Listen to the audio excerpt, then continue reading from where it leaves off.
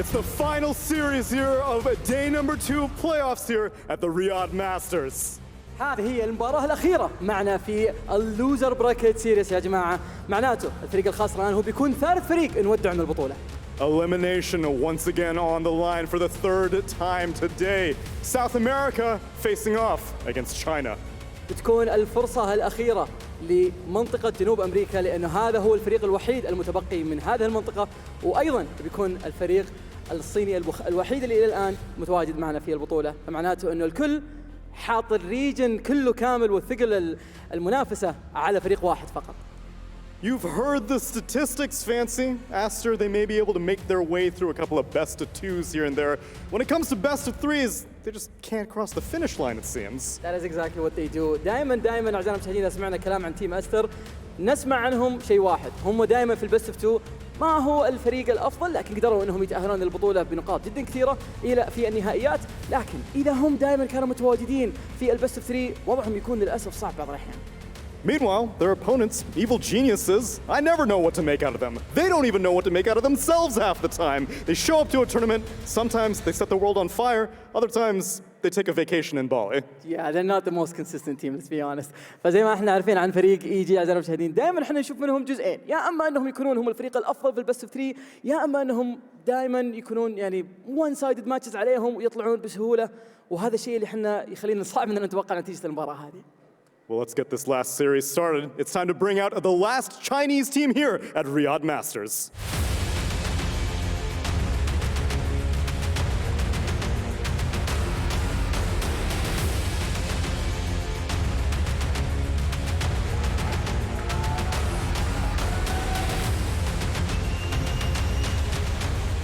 Team Aster!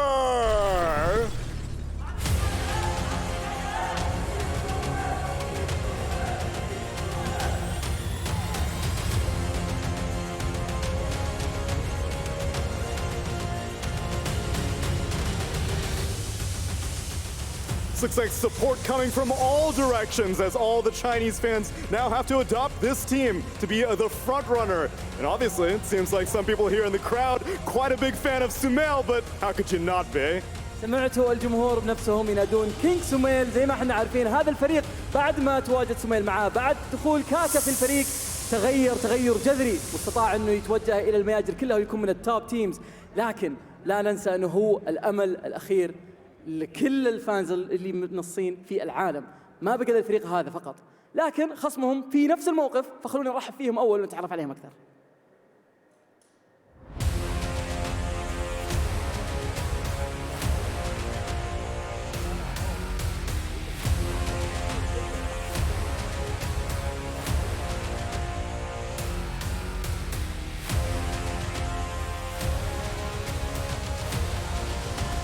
أمل منطقة جنوب أمريكا الأخير Evil Geniuses.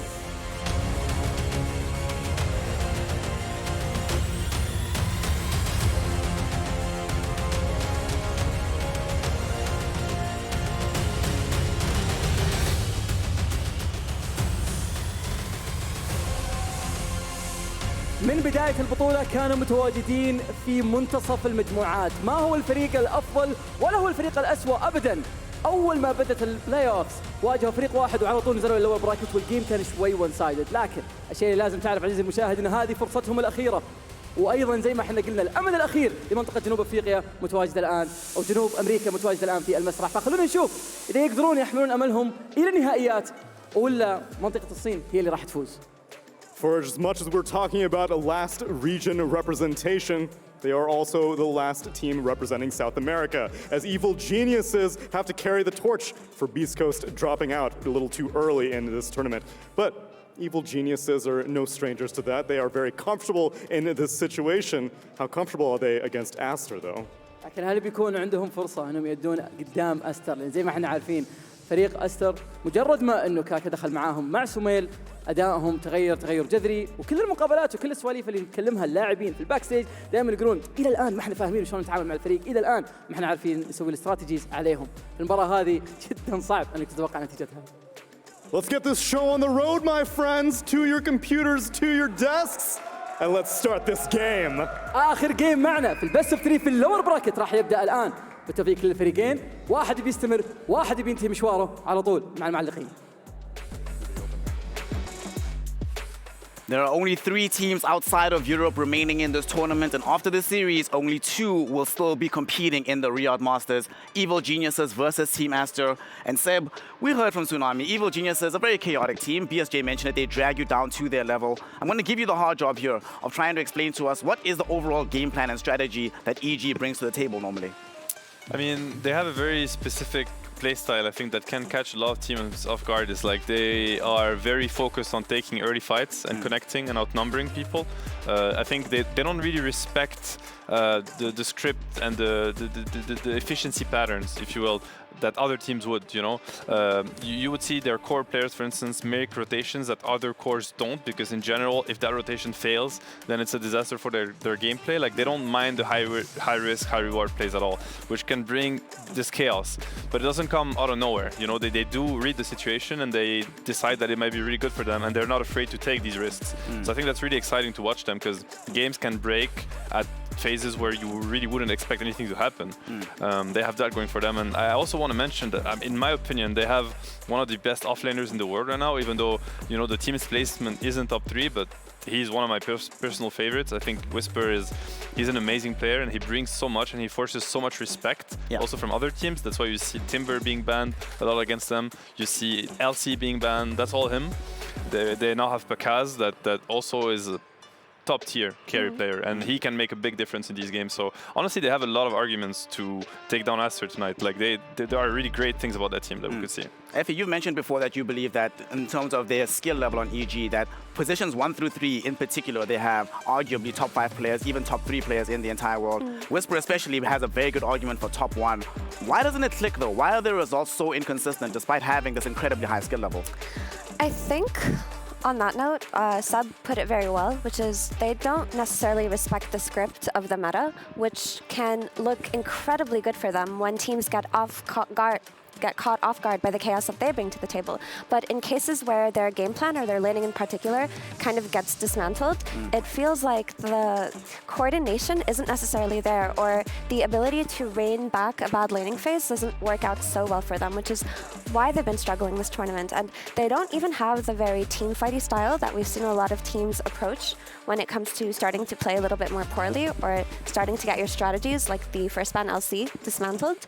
They seem a little bit lost sometimes, but they did have a day to rest, and I think that they've had a day to prepare, study, and maybe temper themselves, and hopefully we see a different version of EG today. Speaking of the laning phase, BSJ, we noticed yesterday from Team Aster, one of the things that they've been doing very, very well, especially through the mid lane, is Sumail reliably has been winning his lane and leading his team to victory off of a dominant performance in the mid lane.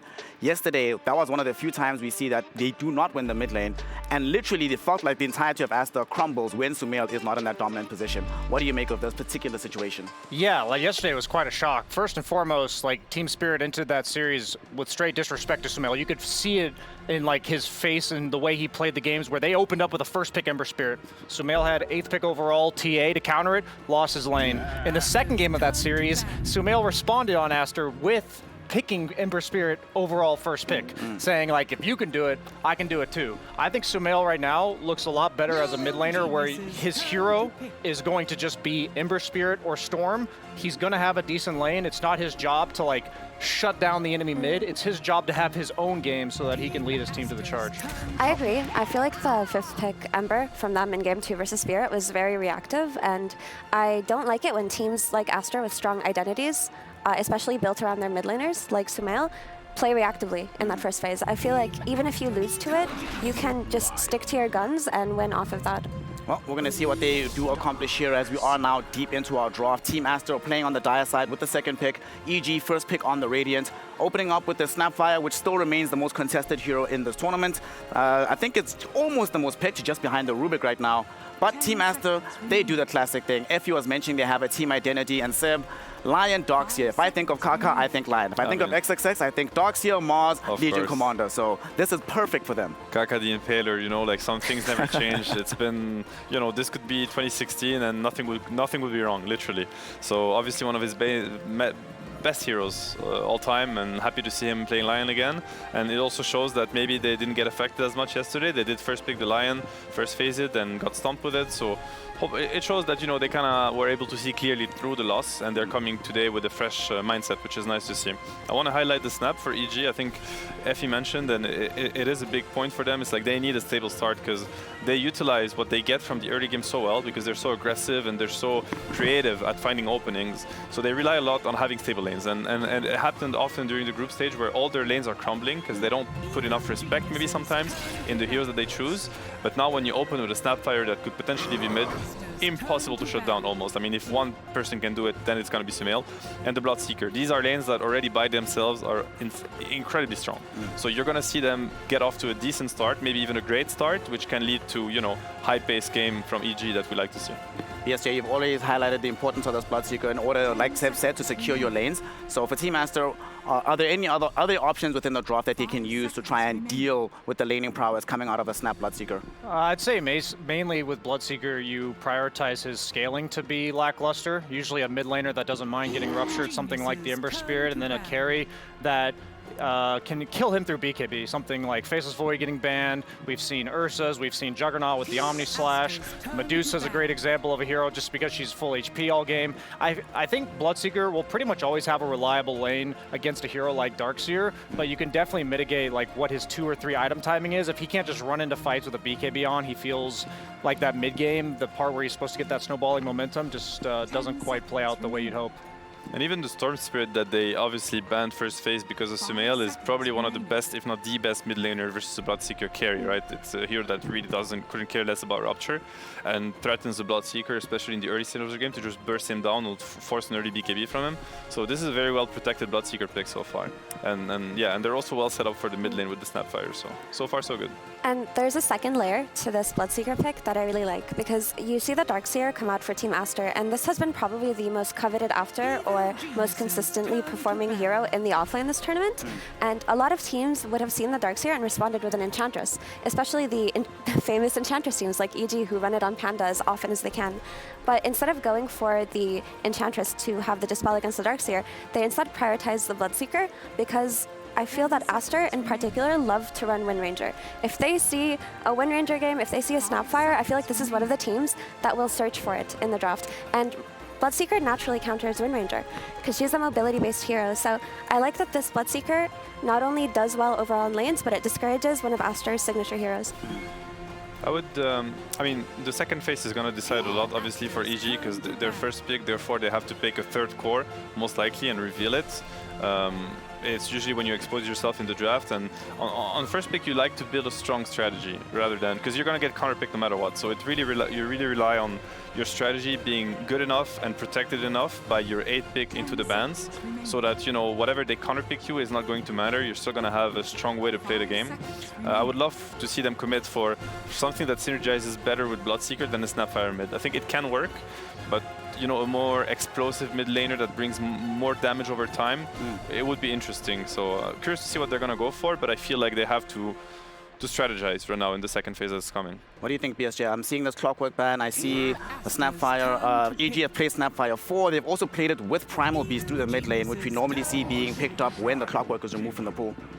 That was interesting. I thought they might go for Oracle just because of the save against the Rupture as well as the magical damage from the Kisses, also as like a block pick because Oracle's so good against Darkseer. But they elect to go for a different save. One thing I really like about Shadow Demon against Bloodseeker is not only the save for the Rupture into the Bloodright combo, but you also have the constant Dispel from your ulti, and it gets rid of Blood Rage, which is pretty much all of Bloodseeker's attack speed. He usually doesn't build much other than maybe a Mjolnir. So it'll mitigate his damage output for the first like 7 or 8 seconds of the fight, which feels, it basically says like even if this guy's BKB'd, we can ignore him while we focus the other targets. And it's a great stacking hero, right? Like you play with a Darkseer, Sure. like Shadow Demon is probably one of the best in the game. It also allows for them to potentially run some illusion heroes in their draft, especially something like a TB, if that's something they're looking at. Very good SD pick. Definitely, they're addressing the Bloodseeker. I think you can already consider him addressed just by this one SD pick, and they're most likely not going to be able to scale into Aster's lineup. So it's really going to come down to the early game tempo from EG, in my opinion, in this game. But it's looking great. They have great tools so far to do so, to apply enough pressure to just like keep snowballing off it. It's going to come down to what they decide to pick here. They could go many different routes. They could keep the snap mid, or they could change it around completely. Enigma coming out for Evil Geniuses. So we've seen this hero stocks rising slowly but surely. Generally speaking, when EG have played it, especially at this tournament, it has been deployed in the off lane. They did win a game off of it. What do we think, Effie? Do you like the off lane Enigma here? Does it give them enough tools in the game to deal with this Aster ball? I mean, this Enigma can still be flexed, right? It's not necessarily their offlane hero. The same way Snap isn't necessarily going mid for them, but it is going to give them a means to counterplay whichever pick comes out of here for Aster, right? Any kind of frontlining hero, which is what Aster is lacking at the moment, to play with the Starkseer, some melee hero that can carry the Iron Shot, carry the Surge, like this Monkey King that just came out, it gives you a way to kill it through Black Hole. So, I mean, the Enigma 3 I like, honestly. The two supports of Aster are incredibly bad at dealing with Enigma and with Ailerons early game. Like Lion or Shadow Demon are going to provide literally no help to the carry. That's why they were also maybe felt they were forced to pick the Monkey King as an answer to the Enigma to kind of damage control this lane a little bit. I'm hoping to see a strong +4 from EG, because I think that lane can break. The Monkey King Shadow Demon lane to an Enigma +1, it can break. The Primal Beast mid is going to be amazing. I think it synergizes really well with the Bloodseeker. These are heroes that are going to deal incredible amount of damage in the early game, and Bloodseeker is going to get his thirst up real quickly. Snap can play +5, not a problem with Bloodseeker +1. It's a free lane for them also. So they could end up having two really strong side lanes, plus a Primal Beast looking to apply even more pressure. So I'm hoping to see, you know, a highly monkey punishing hero. Last pick for EG. Is the Primal potentially a 4? I know they've only run the hero once this tournament. I think what they might have aimed for is based on the fact that Team Aster has overall last pick mid. Based on what they do pick, they can choose to put the Snap or the Primal in the support role, and then move the other one to mid. I think that they try to capitalize on their flex. Like we even mentioned with their Legion Commander, their most successful hero, it gets played in 3 different roles. So I would imagine that since they realized that that was like their bread and butter, what was working for them, maybe having a few other heroes that can be flexed would pay off a lot for them. So they've only played Primal Beast once, and it was on C-Smile in the mid lane. But I don't dislike the idea of a Primal 4 with Enigma. That actually sounds like a way to kill this Monkey King and punish him a lot early on. So theoretically, they could pick a 5, a 4, or a mid here, depending on how they decide to flex it. Very easy to deal with. I don't think the Primal is the most punishing to the Monkey, but to be honest, they do have a Shadow Demon, which really doesn't help the charge into Enigma stun. So maybe it could work. I think, personally, I would really love to see something that really punishes this Monkey, because I could really see the lanes crumbling for Aster. Then it's going to come down to execution, obviously, but you know, drafting-wise, they set themselves up for something nice. Because the team fight, you know, Aster, they have this Darcy lineup, Kaka Lion, you know their team fight execution is going to be top-notch. Hey, this hero's stonks have been rising, Effie. And in this game, what do you make of it? Is there enough damage to be able to allow this AA to play her game in the best possible position? I think there's a nice Pulverize into Ice Blast combo that should get a lot of key pickoffs in the early game. It also should, in theory, lane very nicely with the Bloodseeker, but it doesn't really seem like it's countering anything on the side of Aster. But it looks like EG are just doubling down on their team fight, right? We talked about how in earlier stages of the tournament they suffered a little bit after lanes and they had no entry point back into the game. But now they've got this Snap Kisses, they have this Midnight Pulse and Black Hole, they have this Ancient Apparition Ice Blast, and it kind of feels like they're just defaulting to what they feel is the most comfortable playstyle, which is just, you know, play for the team fights. AA is very nice against Monkey King. The W now does damage, so you can cancel his Primal Spring. You see the bans, the Venom and the Phoenix. It's the damage over time spells that Monkey King hates dealing with, the slows as well. So I think what they're thinking is the Monkey King Wukong's command, they're planning against the Bloodseeker Ruptures to just stand still, and the AA is really good against those type of game plans and fights. So I would imagine it also block picks a lot of Sumails like Leshrax and any other frontlining like spell-based casters, so they end up having to go for what you mentioned, Mira, a hero that's countered by the Bloodseeker. Not maybe the most ideal last pick, but Sumail's comfort zone. Actually, I think they were looking at it anyway. I think this is the hero they wanted, regardless of the hero that came out, because we see with the AA that it is probably going to be the snap mid for the most part, or if it's going to be a core, right? So this Wind Ranger is probably one of the most comfortable heroes to play against it, and there really was no better or safer hero for Sumail here. Especially this BKB on the Wind Ranger, it feels like the only threat to her is probably going to be this Black Hole, so... So the question now is Primal 3, because it's one of Whisper's best heroes, like he is amazing on this hero, or is it, it's going to be a Primal position too, okay, so it's a Whisper Enigma. Okay. Interesting. Interesting. So what do you make of this? +4 Snapfire. I mean, I see a crazy explosive lineup from EG, which is really their comfort. I'm thinking of, you know, when everybody got their level 6, like these minute 10 to 12 fights that are gonna happen, I see all these spells, you know, the Bloodseeker, the Snapfire, the AA, and I'm worried for Aster. Are they gonna be able to stand the pressure? If they do, they have great scaling. Wind Ranger's gonna scale better, Monkey's gonna scale better, you know, the Darts here. Honestly, I feel like both teams really got the kind of what they wanted from these drafts, and that's pretty exciting for what's coming. All right, I'm gonna put you all on the hook. BSJ, which draft do you prefer, and what should that team do to win this game? I prefer EG's. I think whenever Sumail picks a last pick hero that he could have just picked in the first round, they don't tend to do that well. I think EG's gonna get off the ground running, like Seb said. They're gonna have a ton of momentum coming out of the lanes, and they're not gonna get any of the fights they want on the side of Aster. Effie, how do you feel? You call the last pick Wind Ranger. Does it give you confidence in this team Aster draft? I think that EG have very strong team fight, and they have a plan in the game, which we don't normally see or understand with a lot of their drafts. But because of this reason, I prefer Aster, because I feel like when I look at Aster's draft, this is just their bread and butter, regardless of how it fares or fits against EG's lineup. So I think that Aster sticking to their identity makes me more confident in them, so I'm going to say Aster. And which way are you leaning, Seb? You said that both drafts, both teams have a way to play the game. Which one would you rather be playing if you were in this game? If the lanes are pushed to their potential in terms of execution, I think I'd go for EG. I think they might have like really high pace from the laning setup. All right, let's figure out if we're going to be having an EG victory or a Team Aster win here in Game 1. And to bring us this game, we have the dynamic duo of Sunsfan and Kezu. Thank you very much. EG versus Aster, game number 1 of this best of 3. You look very professional in that picture. I expect you to not be professional during this cast like you have been throughout this entire event, Kezu. Ooh. That's a good boy. I am a good boy. That was a good boy. Thank you for the very slick and nice introduction, as we are the, what does Snare call us? The luscious duo. Yeah, that's definitely not the word he used.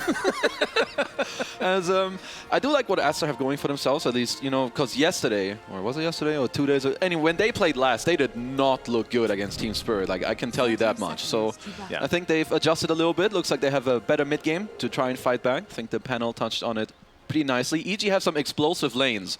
But in my opinion, C-Smile on Primal Beast, he's the one that's really going to have to push it forward here for them. Yeah, we've seen a lot of hit or misses on this hero, the Primal Beast in the mid lane specifically, as we're going to see, of course, the old Bounty Rune situation to start us off. But I don't think there's going to be actually any fighting, so it'll likely just be a split. Talk to me about the Ancient Apparition. It feels like this hero is coming back ever so slowly. We have seen it in games that it has no business being picked. That's no what we all combos think. at all, but it's worked. I mean, the hero's just very annoying, I think, to deal with. The Ice Vortex, just all these slows being around in the fight, and just having this condition where you easily can burst a hero out of the fight, I think is great. We've seen it against some of other heroes like Broodmother Carry, you know, being played against there. I wouldn't say EG have like a particularly insane AA draft. Like, their lane isn't that good with Bloodseeker AA. You can go for some push and pulls, but you're not going to get too many kills, but honestly, AA looks way better than what people give it credit for. Yep, I agree. I mean, this game, I can't remember the one we were casting where it had almost no synergy, but this game it has a lot of synergy. I think that was Team Spirit. Yeah, it just felt like kind of an oddball pick, but this one, it makes sense. Like, you have the Ice Vortex that, I mean, just that alone with Trample is insane. Yeah. And you have a lot of setup for the Cold Feet, maybe not in the laning stage since it is an AA Bloodseeker lane, which sounds kind of meh, but later on, it does have a lot of synergy, especially with the Ice Blast when you get to the Black Hole, Pulverize, and all that good stuff. So definitely the potential to blow up heroes. But in terms of, and that's the old school type of thing that you looked at when AA is picked, is what healers do you have in the team? It's just Jingu, really. Yeah. So I mean, it's nothing crazy on that end. It's like one thing to try and maybe help your Bloodseeker also like get in the game later, because Monkey King can man up and stand his ground against him, but if there's an Ice Blast, that can completely swing the matchup. But as for EG, you know, you have this Primal Beast on C-Smile who's going to have to have a good game, but Shadow Demon is pretty annoying for you later. He can purge you, he can disrupt from your ult as well, but overall, lanes for now going to be a little chill. I think both side lanes, all of the core should be very happy, at least in the start of this game. Maybe Monkey King not as much, but I think he will be able to hold his ground. Kaz playing the Bloodseeker in one of the few melee matchups that does not mind the Darkseer at all because of the healing mechanic for him, as they do quite a bit of damage to XXS, but Kaka trying to turn this around a bit onto Pakaz, but of course we'll be able to gain more HP with each last hit that he does get. Mid lane, Sumail got pretty low, and this is I mean, we haven't seen a lot of Primal versus Wind Ranger, but what are your thoughts from those few games that we have seen? I mean, it has to be slightly Wind Ranger favorite, right? You just continuously get to click the hero, you can wind run away. As down bottom, I really like what EG are doing. Like, even under the tower where they pressure XXS, when you get Darkseer away from the wave and you trade HP with Bloodseeker and Darkseer, Pakaz will always be the winner of these trades, because when he goes then to the next wave, he's just slowly going to heal up, whereas Aster, they have to use gold and XP, and their HP levels are dropping. Oh, Kaka might be in some trouble. Blood right easy there, first blood. and Panda gets the first blood. So good start here for EG, especially in this laning stage. And yeah, Pakaz having a very good start to the game. How does Bloodseeker look in the game overall, would you say? I would say he looks pretty good. I wouldn't say this is like a free game for him, but him having these other two lanes, first of all, that pressure, and heroes that go in with you and for you with like a Primal Beast, are going to have an Enigma that's really going to push you forward. Like, this is what turns Bloodseeker into a different hero, when you have the backup and the tempo and the momentum from your team to back you up. So Pakaz, he's off to... This is honestly, this is exactly the start you want on this hero. And I do want to ask you a question. I may have already asked you this off camera, but I think it's an interesting discussion. Let's see how stupid it is. Kaka picks Lion. Yes. Wow. He picks a lot of this hero. Yes. Do you think that this is a disadvantage?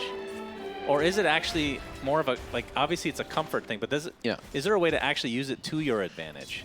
When the other team knows you're picking it literally every game when it's available. I think it is as good as, like, it's on you to use it well as a team. It can certainly be a disadvantage, but when you know you have one of the best players on a certain hero, and he will tell you how to make it work, how he needs to move, and what heroes he needs to have, it's an advantage. But of course, as the enemies, it's going to be easier to kind of just prep for it. But yeah, as the observers pointed out, this Enigma up top, like, you just have very solid lanes from EG. Like, you have this SD. You don't want to play SD in this lane. Like, the best thing you can do is, what? Open up your easy camp and pull.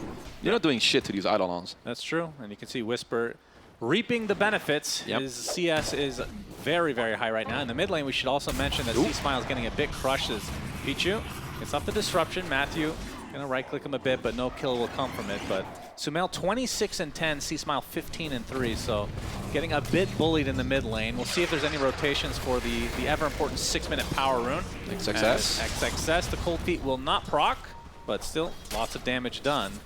And I feel like, especially in melee matchups, Darkseer almost, it feels like he relies on just being left alone to some respects and just being able to farm the entire way, but against the Bloodseeker, you can't really do that. I mean, the first few waves are just really important on Darkseer. When you lose them, you're generally going to lose the next couple of minutes as well. And for EG, I think they're pretty happy. If your Primal Beast is the one not doing well necessarily in the lane, but your side lanes are doing well, which will then make it very easy for you to rotate there, he will still have a great game. Like, he doesn't need 50 CS in lane. He just gets his levels. He's going to go top, bottom, choose his pickings, and just get some free kills there. As Whisper. Whisper. See the rotation coming from the AA, though. Monet, he's going to start getting low as well. He's getting kited to a high degree. He actually gets stunned by the Cold Feet. They will find Whisper in the end, but it's going to cost Pichu his life as well. And of course, the XP situation, more important for the EG side, taking out that position 1 Monkey King. Good job from EG to just kind of be the first team to bring a third hero up top. Honestly, generally you would expect maybe Aster to do that and have Kaka rotate there, but you know, they're just on the money. That is absurd. Oh, we have a focus fire. The only one doing well is a focus fire, like you said, onto C-Smile. TP canceled. C-Smile will live. You can see the replay of this attempted kill on the Whisper, which they did eventually get, but the fact that Monet dies first is not good for us. I mean, the fact that Panda is already here to stop Monet from getting the Jingle Sack as XXS in the live game. Nice vacuum. Gonna force Pakaz up here.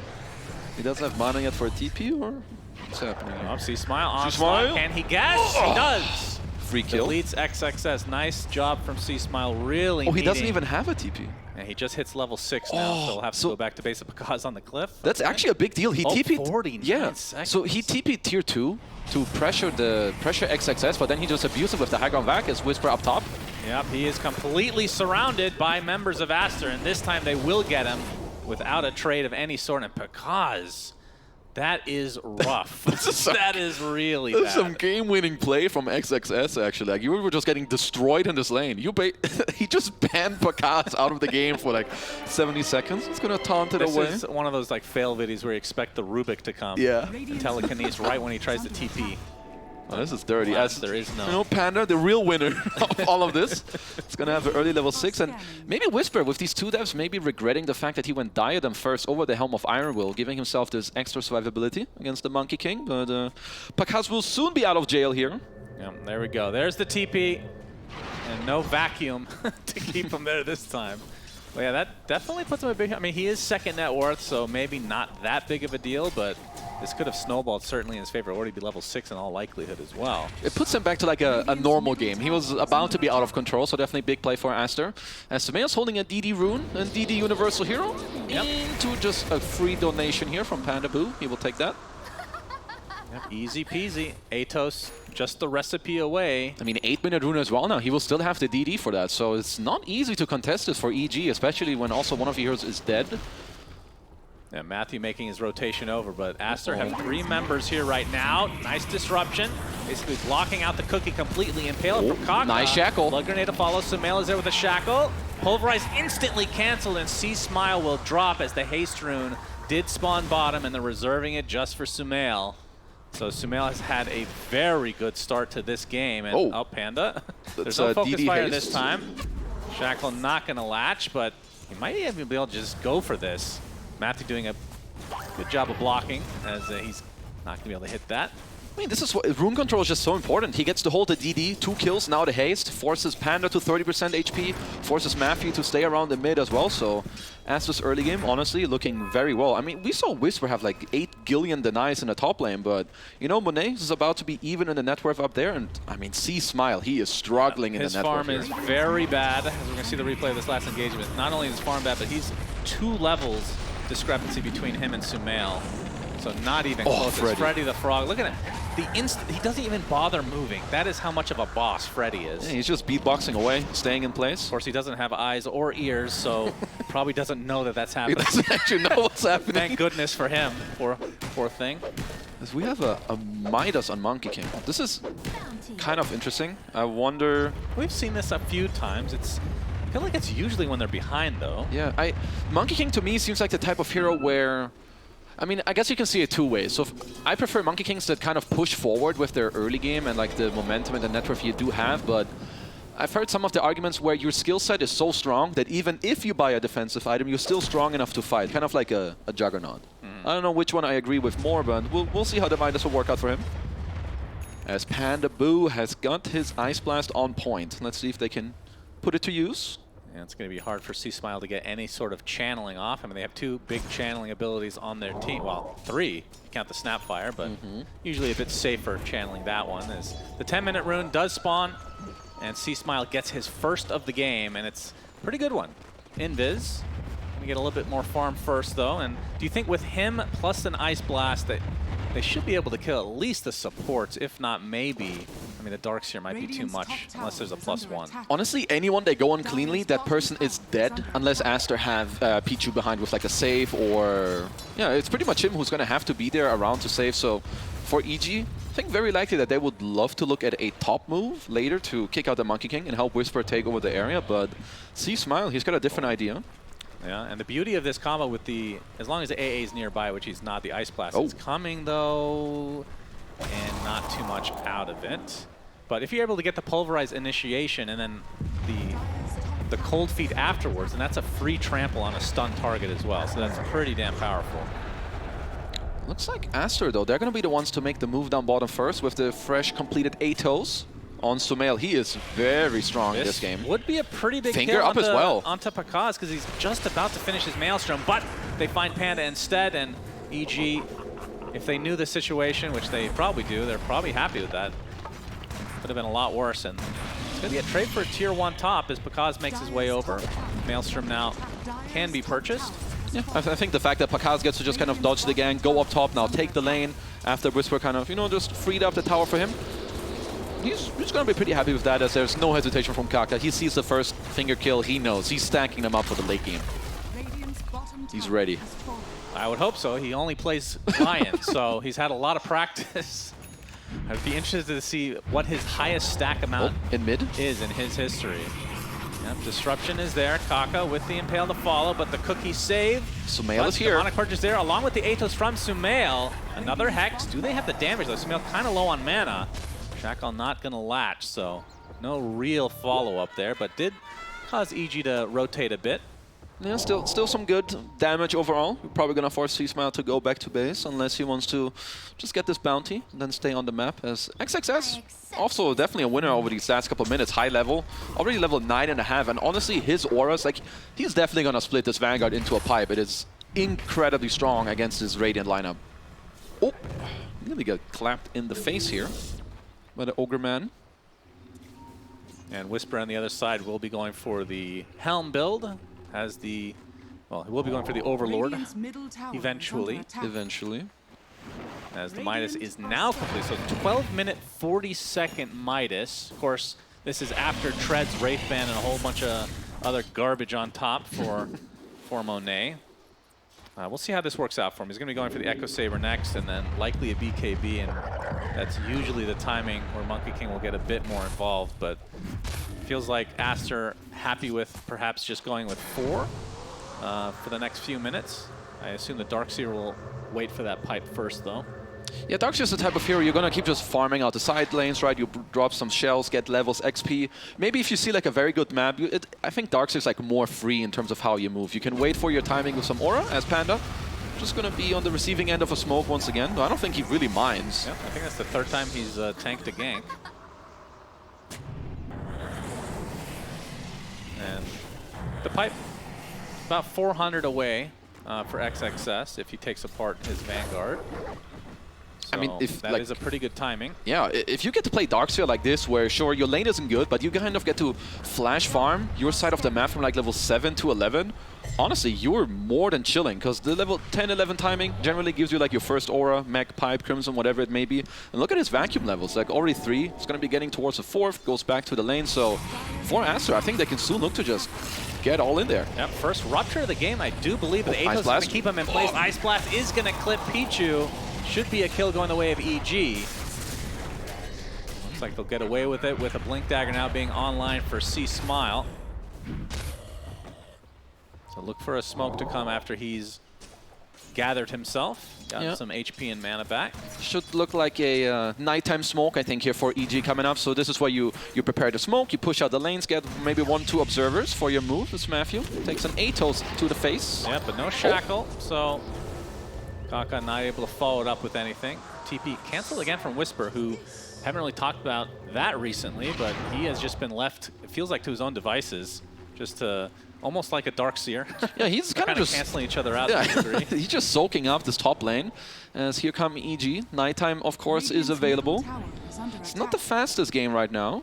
They do get to drop 1 aggressive ward. Yeah, Pichu might be tanking this, which, you know, like I the said, body they'd be happy blocks. with it. The Demonic Purge comes out. We talk about how important that is against the Primal Beast. He hates this spell, but he's good going to find blink. the Blink and the Pulverize. And Pichu not able to help out too much. Finally gets up the Disruption, but enough he cut him damage off is the done. tree. The Black Hole, they find Monet, who's in this area as well, with his Midas. He showed up for some reason, and that's a 3 for nothing for EG. I thought that was just going to be a quick kill on the Shadow Demon and everybody else gets out. Yeah, kind of same. Nicely done by EG. And with the Pulverize, I think it cancelled one of the initial disruptions here. He tried to save him, can't really, so it's going to be too late. He dies as well. And then, look, Monet jumps over, but he just gets Midnight Post off the tree. Yeah. Into the He easiest just wanted to Blackness watch setup. from above, you know? Yeah, Very important. Should have stayed further away, brother. As pipe is complete, but you have to use your Darkseer in the fight. You know, if you're global range away from the pipe, it ain't gonna do anything for you. That's true. That might be next in the patch for Valve, as Matthew will be taken out by Sumail and company. Did Kaka actually? Yeah, he got a charge for that. You know that the moment if this guy has finger and someone drops low, that finger is being dropped. Yeah, very true. There's 2 finger stacks already, plus 80 bonus damage. That's Pakaz. You know, he's just getting to play the offlane area, some double Ancients to enjoy, jungle area, lanes as well, so he's going to flash farm away to this BKB, and then they're really ready to fight. It's going to sync up with the Helm of Overlord, and then EG are truly online. Radiant structures are fortified. And from Aster's perspective, we talked about how the Monkey King is kind of lagging behind in terms of being able to fight. So I would assume that they're just going to group as 4 if they want to try to find pickoffs, but we'll see how confident they are to fight against the likes of EG, who have, I mean, in terms of like the Roche potential, I mean, I don't think we're at that point yet where a team's going to be looking for that. Which team do you prefer? Because there are some good AoE spells for both sides.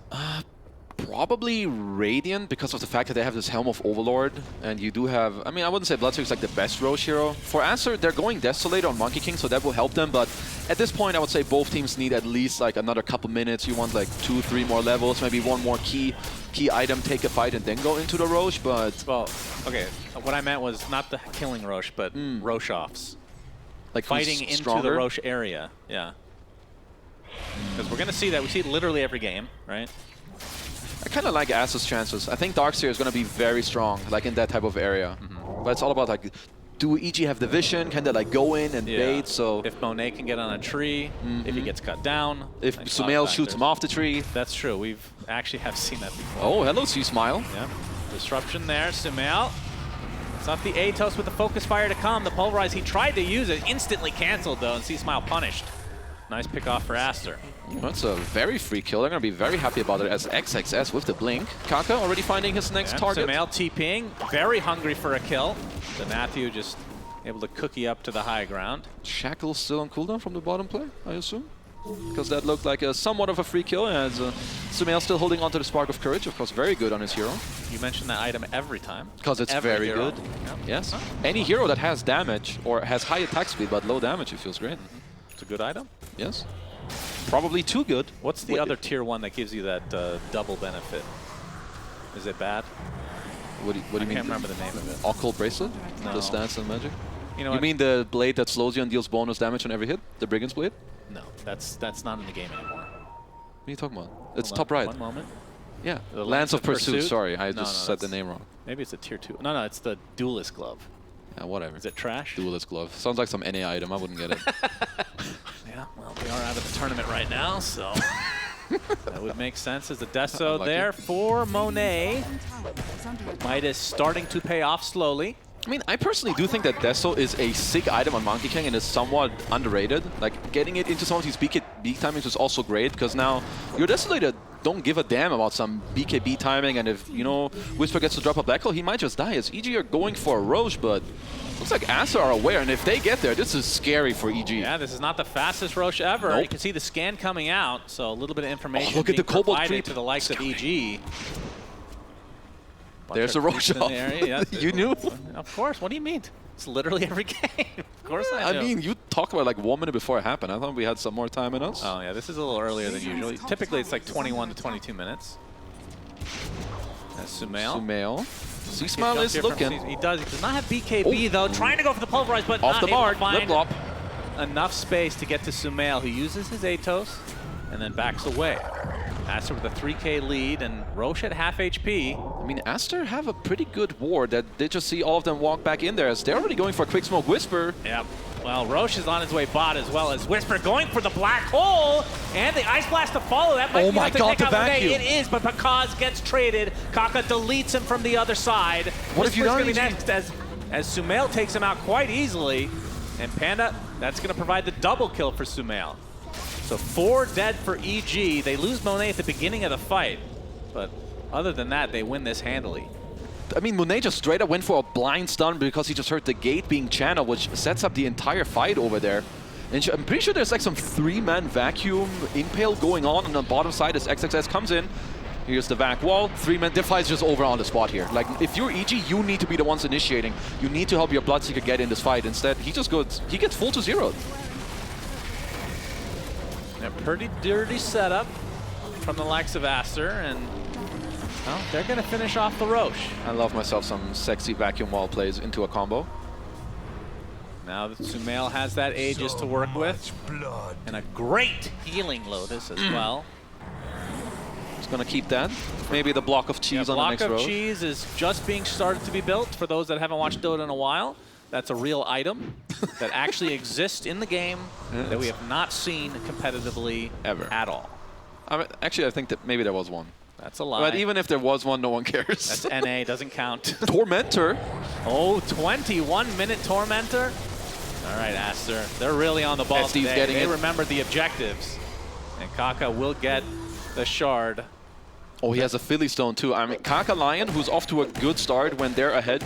That is the scariest Lion. He's got a Blink Force Philly Stone. He's going to keep And that's ramping it Gaben up. rewarding him for playing his 20,000th game on Lion. That is true. They were 7-0 until they got Giga Stomped by Team Spirit. Yeah, that was a very, I mean, it felt like they didn't show up to that series. Yes, Giga Stomp. It was Oh, not as great. Matthew is going for the spit my homie in the fight play. Oh, okay. That's a position 4. That's pretty good farm. Yeah, I mean, that's basically all he's got. Well, he's last in net worth, and he's going for that. Oh, my goodness. I mean, my bro knows he's skipping the arcane boots. Like, you know, I there's... actually cannot get used to the fact that supports get farm. I remember back in my day, Okay, one's that old, man. 10 years ago? even like 3 years ago, honestly, they're very poor. I guess. Yeah, slowly there's more bounty runes. A lot of inflation in Dota. Yeah. Trying to mimic IRL, I suppose. 7K lead for Aster. They have the Aegis still intact. And Sumail will likely try to set something up, knowing that he has that second life. So 3 minutes left. I mean, I feel like right now Aster are just overwhelming. There's too many heroes that can like go in at the same time. You have Monkey King scouting around, Blink on Darkseer, Blink on Wind Ranger. There's an Aegis too as Matthew. You have Kaka with the initiation. I hear a Sumail, BKB. focus fire, not able to get the latch again, but Kaka, he gets pulverized, but not really that much damage done, but they're going to focus on Sumail, and that's the Aegis. Snapfire's going to buy back. Do they have the follow-up here? Sumail is going to get silenced by the Blood Right. That looks like that might end. See Impale coming out, and the Wukong Good command first cookie. of the game from Monet, but it's essentially a whiff as everybody on the outside now. Mortimer's kisses, but Disruption gonna provide Pichu a lot of space, but then he gets caught by the cold feet and destroyed by the snap. Ooh, that was a very nice play from EG, just being very patient after this first Sumail kill, now like trying to do some, oh, I need to black hole here, because they would have cancelled that, so they just played slow, end up getting the SD killer now into a quick smoke. Yeah, still Whisper with that blink black hole, like you said. Obviously, we'll want that BKB to feel a little bit more secure in being able to channel it, but always the threat, of course. And Enigma, another hero that has kind of bounced back, I guess you could say. This tournament has been picked way more than in the previous. I think the Enigma is just a good hero. Like, they buffed the stun as well, Leaning is stronger. We see it played as a support sometimes. There's lots of different items you can buy, and the fact that you can choose your neutral item, he's got the Philly Stone too. It has got the best hero for Philosopher's Stone. It's just straight up Enigma. Yeah, I would not disagree with you. That's good, because you would be dumb if you did. I kind of want to disagree with you now. Prove how dumb you are. That's right. Well, see, from Monet's side, it feels like his farm has kind of dropped off a bit. You think? I actually feel like he's doing pretty decent. I mean, he was higher in net worth earlier, so I mean, that one fight where they won handily in the top, he was the first to die, so that kind of set him back a bit. But we'll be finishing the BKB relatively shortly, and that will certainly help his cause. I mean, EG right now, what are we looking at? So we've got the Mjolnir completed on Pakaz, got the Vampire Fangs as well. I don't think you really want to like force yourselves to wait for Whisper to get his BKB, because he's still quite a lot away. So you're just going to play the map, look for some potential smokes with your Primal Beast and go around. But currently Aster, I would say, they can look to fight back now. With Monet getting his BKB, currently getting it, you know, delivered. But Matthew, I think they're waiting for the dirty spit play. I think so. Yep. Not often you see the position 4 getting all this space to get his Aghanim Scepter, but I mean, that will provide them a lot. I mean, look at all these heroes that want to be up close and personal. The Enigma, Primal Beast, even the Bloodseeker to some degree. Especially if you go for the Blood Mist type build, which I'm not sure if that's gonna actually. He's got it queued up, I think. He is building it, so yeah, not too bad of a game, and in some cases can be used as a save. We've seen that several times. I mean, it's still close to it, as they are kind of waiting. I mean, there's a big room for failure as well. If you just spit your bro in like too early, they're not ready for it. You kind of want, I think, C-Smile to get in there, kind of start the fight for you. Pakaz goes in, and then you get the follow-up maybe towards the end, shooting in some, even maybe just an Eidolon, like more casual. You don't always have to throw in a hero as Aster. I think they should be looking to fight pretty soon. I mean, I think whoever they throw in has to have BKB. Yeah. think that is definitely a Otherwise, that requirement. hero's getting destroyed on the spot. Yeah, and Panda will get his shard. This so shard is good. freeze enemies hit with current level of cold heat for 60% of the duration. That is one of the quote-unquote newer shards that we haven't gotten to see a whole lot. That But is like sounds a pretty cool. 1.68 seconds done, I think, if my EU math checks out. Sure. Well, I'll believe in your EU math. You should. There it is. The moment we've all been waiting for. The Gobble grandma up. gobbling you up. Gobble, gobble, Brown everyone. boots, Ags. Don't try this at home. Oh, eat the golem. Do a little bit of trolling. You don't- Philosopher's Stone You and don't get the Sea gold for that, do you? No, you definitely don't. That would be... that would actually be insane. I'd like that. Well, they have the double BKB right now for the Primal Beast and Bloodseeker. And maybe they do wait for Whisper to At finish this his. point, if everyone's chilling, I mean, look at Yeah. the gold lead. It just went from 6K to 3K for, Yeah, that is true. I think, no reason, which Yeah, it's no, of course, there's no reason. well, it is sponsored by 2 Philosopher's Stones. Wait, is it 2 versus 0? Or It's 2 versus They have 1. one on the other side, okay. But I guess the Midas should counterbalance it. EG are just better at killing creeps. I guess so. Pakaz is just too good. As hold on. Oh, they Rival find man. C-Smile. You can see the finger coming out. Monet even popping his ult. Oh, in the Ice Blast preparation for done. this. But C-Smile able to get the BKB, but you can see the disruption coming out, forcing C-Smile to try to run away, but he is the first to fall. Kaka very deep. Monet? Monet? He was up front and personally. He just gets Oh, taken out the easily. gobble. Gobble up is there. Oh, black into hole the his ass. black hole. 3 dead for Aster, which looked like a pretty good fight for them. What C-Smile happened? survived longer than anticipated, and that created enough space for EG to capitalize. I mean, first of all, them killing the Tormentor and getting the shard on Panda here to then slow down this kill Oh, yeah, let's- on C-Smile That's is true. first of all a big deal. But what happened to Monet later in the fight? He got surged in and he just went way beyond Okay. his limits. I'm an idiot. What? Just want to throw it out there. Well, continue. Yes? Keep I mean, breaking you are it. an idiot. As Monet, look, he just straight up gets in there. He just gets ruptured, click twice, and he's dead. So, okay, I've actually never seen the AA shard. It actually just stuns straight up. when your Ice Blast, like, When it detonates. hits. Yeah, when it hits. stuns straight. I thought that it applied cold feet. Oh, no, that would be garbage. This shard's OP then. Yeah, it's really broken. Yeah, it's damn good, my Holy friend. crap. Welcome. I mean, maybe my brain didn't want to interpret that way because there's no way that's balanced, but AA has not been picked that much until very recent. That is insane. I mean, it's real good. It's a really good chart. Of course, you have to still hit the Ice Blast, which generally is like the hardest part of the spell, but... Is it though, when you have all these heroes that are setting you up? I mean, you're picking this hero. Part of it is to hit your Ice Blast. Well, yeah, you generally want to hit your spells. That is a good point. Yes, Thank the you. shard is very good. Okay, well, I mean, we've been seeing a lot of these supports that are getting these shards. Like, I mean, it's not like they're bad. Like, the Lion shard's pretty good, but this one seems like It's just because they're supports. Like, people underestimate and don't understand how much impact and value supports can do with just positioning one small item. Like, just the shard alone can do a lot. Same with the Gobble Up on Matthew as well. You know, EG just straight up bring the back. I mean, that's back an to even. Aghanim Scepter. That's not... Whatever, man. Hold. It's very good. C-Smile has popped Oh. the BKB. Focus fire from Sumail. Cookie gives him a little bit of space. Shackle That's enough works. for him to get away, but that is a BKB charge down. Stunned. Yeah, very. That is insane. I am not going to get over this. I can't believe that's in the game. It's a global stun. That's insane. I mean, it's not like you just click it. It has to hit Still. Shannon. Yeah, it's good. Oh, man, that's awesome. Wow, it's really It the first time you see almost this makes me one. want to play AA, almost. And then I remember I definitely don't want to do that. Yeah, don't play it. God. All right, well, back to the game here. That is now even, by the way, despite Aster getting off to a pretty damn good start. You know what's coming next? I was going to say Tormentor, but I guess Roche. Roshoff. Roshoff number 2. And I feel like EG have the advantage on the Roshoff, and it's not even that close. I mean, They you have do. the back wall and Wukong's, which is big, but the initiation from afar from EG is insane.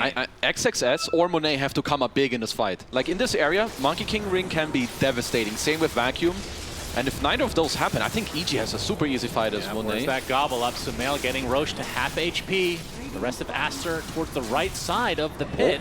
Oh, dodges There's the gobble up, but will be dodged. Oh my God, that just- Anticipation, Sumail with the quick fingers. They had to sacrifice Willy the Wolf for that. Unfortunate. He will have another brother. Actually, that was the father that they put in there. That's an abandoned pack of wolves now. But Roche stuck at half HP. And now the Roshoff will officially commence.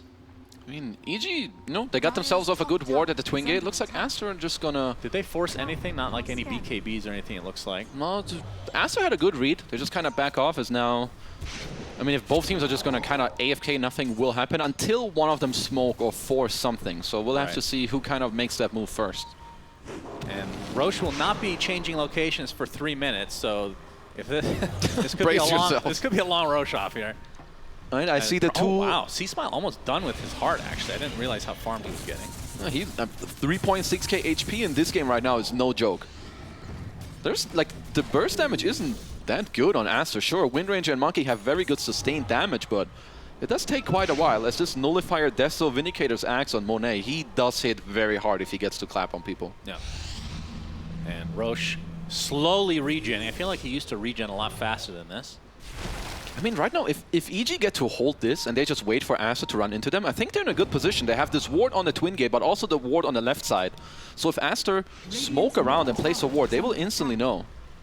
Now continuing to scout things out. Both lineups do have ways to scout out the pit without, you know, too much worry. Yeah, you've got Gilbert the Golem, but also all the ice vortexes. Oh, 250. Gilbert's going to get focus fired and shackled to a tree. The most action we've seen in this road as he is completely destroyed. Oh, well, Whisper Willie, trying to find some sort of a replacement. The father's been respawned. Willie the Wolf version 2. Oh, that's a big boy! And he's actually going to get out the BKB and the Pulverize, but there's the save from Pichu. The Black Hole onto the Monkey King as he comes out of the disruption. The Hex instantly onto the Primal Beast as Monet does get off his ult, but then dies shortly after. As Kaka getting chased by the Blood Mist from Pakaz gets off the finger, but to no avail. Oh, good shackle. Nice shackle from Sumail. Oh, big my God. vacuum onto 4 heroes. Bloodrite is there, though. Onslaught for safety. Sumail is cleaning up. Inside this wall right now as 2 have already died for EG. This wall placement is insane, and C-Smile knows that he's dead. That makes it 3 down for EG. How do Aster actually win this fight? What the hell? They just, I think EG just maybe chasing a little bit too far because they dropped everything and their entire families to just kill Monet in that fight, but then 5-man back wall. Look at Willie the Wolf. Look. Oh my God. It's Kaka not too happy about the short blink as Monet. He's literally getting everything on his ass. Sumail in the back.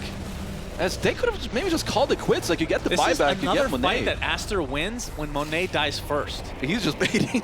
I guess so. He did tank like every spell in the arsenal. This back wall completely It's dirty. with the shackle. Oh my God. Nice. Into the 5-man Glip Clop. Yeah, Don't forget. That is insane. Well, EG, they lose 3 heroes. They lose Gilbert the Golem and Willie the Wolf number 2. Honestly, that's basically a team wipe. That's 5. I mean, dude, Willie, he carried the start of that fight. He baited them and gave them all vision for the Gobble Gobble. Yeah. All this sacrifice for nothing.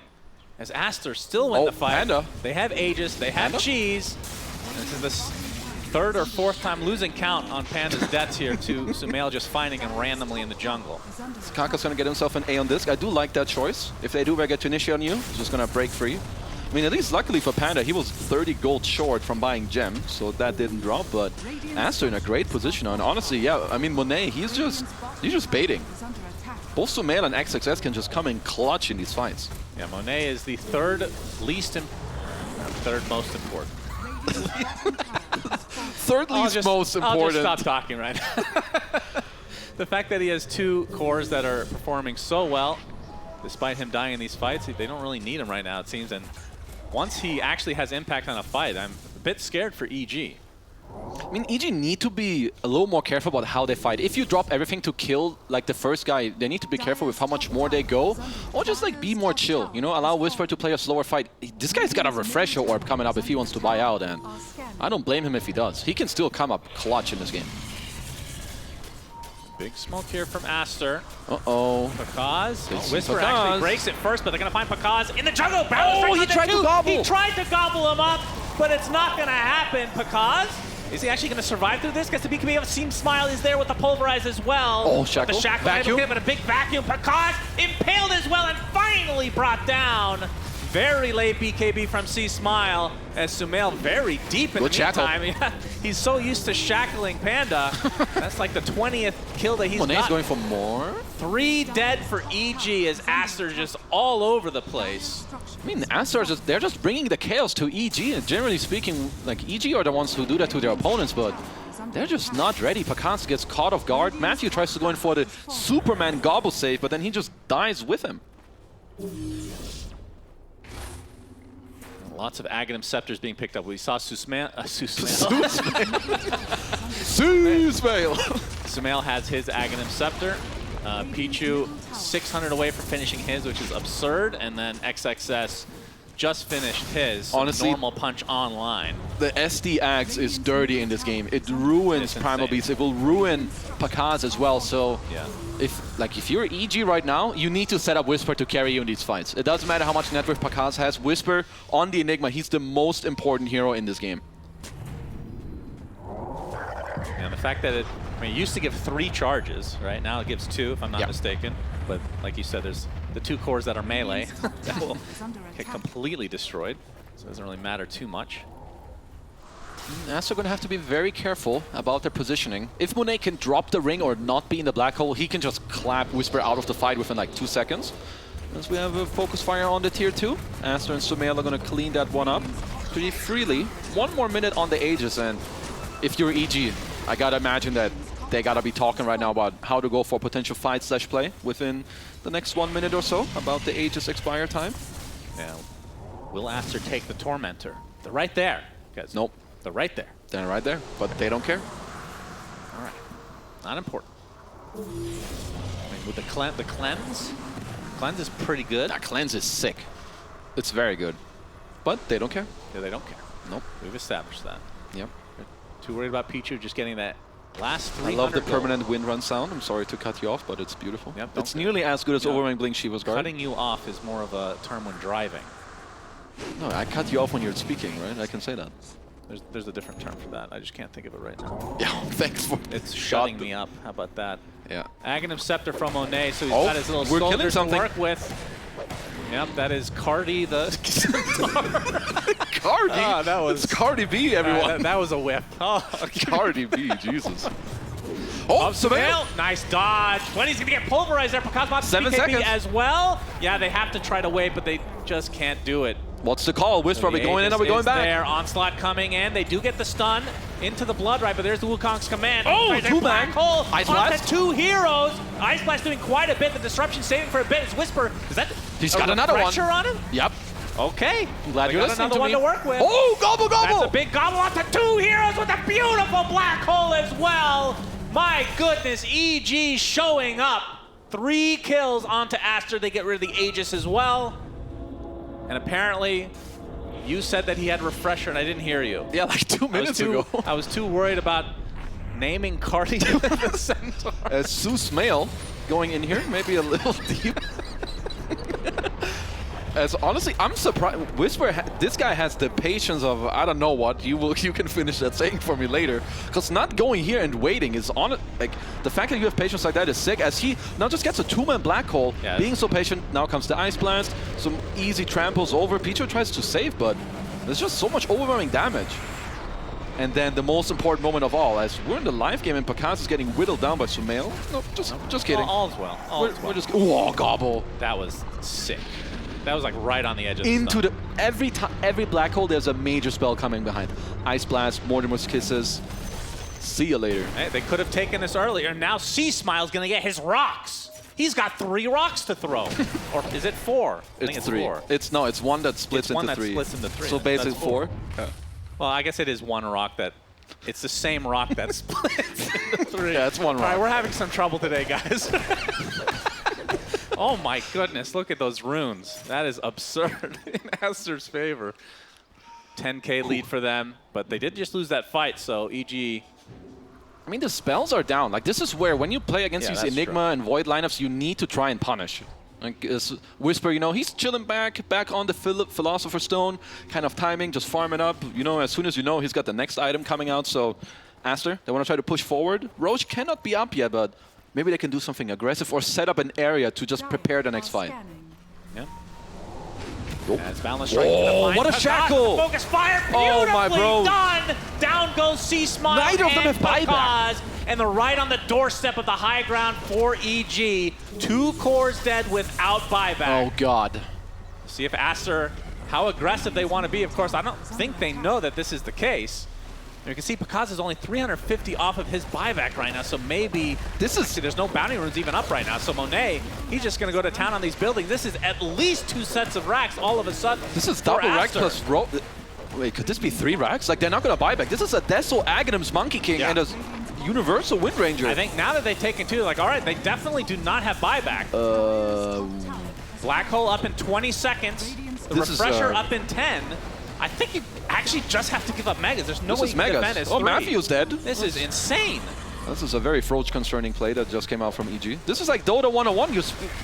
Your most important hero has 2 spells on cooldown, and you just go out together and hold hands and die. As Aster, In the blink of an eye, Mega creeps for Aster. You can see the gold needed for these 2 big buybacks. Matthew has buyback, 8-man Not Black there. Hole. It's coming. Yep, Whisper looking for an opening, but he's going to get vacuumed back into the normal. Oh, punch, the but that's gobble the save from Matthew. Okay. Eats his delicious teammate and They're holding. vomits him up. Oh. As the instant Hex is going to find Enigma again. As They're just going for the Agent is throne. completely exposed. Monet, remember, not only does he have Destro, Monkey's he still has going. the soldiers, and they're just going to kill it outright. Aster take game 1 in sudden fashion. My goodness, that was a really quick turnaround. Just when we thought EG are coming back with some sick double Black Hole in their own jungle, Aster just go mid, collect a double kill, and just straight up end the game. But that was absurd. That is an absurd ending to this game, as Monet with his Aghanim's Desolator just coming in clutch. I mean, overall, Aster just kind of bringing it in, but EG not going to be happy about how this game ended. Yeah, I mean, the mid lane was a bit of a disaster, but it feels like the other 2 lanes were pretty good in their favor, at least early on, but you got to give Aster credit. They stuck with it. They had, I mean, the Roshans, I think, were pretty big, the Rosh-offs, if you will. The double Rosh-off. And it just felt like a lot of this game was EG. They have the advantage in some way, like both the Rosh-off and the laning stage, but then Aster finds a way to turn it around. Yeah, they just claw back. I'm happy that Aster is showing up today. Sumail also not getting his hero first picked, getting it later. Wind Ranger performance, 11-1, showing up big time in this game.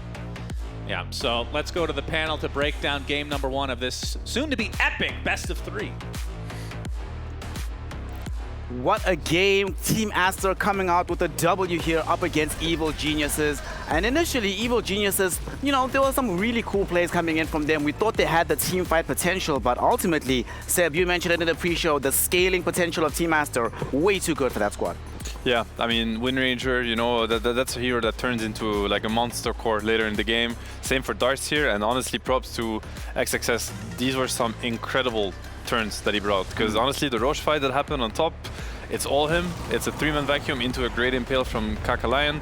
Then the bottom fight where Monkey dies, Wind Ranger is kind of zoned out of the fight, and then you see, we all thought that they're just gonna run them over, right? Like, and then again, 4-man vacuum where literally everybody's dying, and it's like in between the Lotus pool and the wall. Like, honestly, he came in so clutch, and he scaled even better than he should have. The game was really tense until this. I mean, this team fight was insane, honestly, and it's all on the Darts here.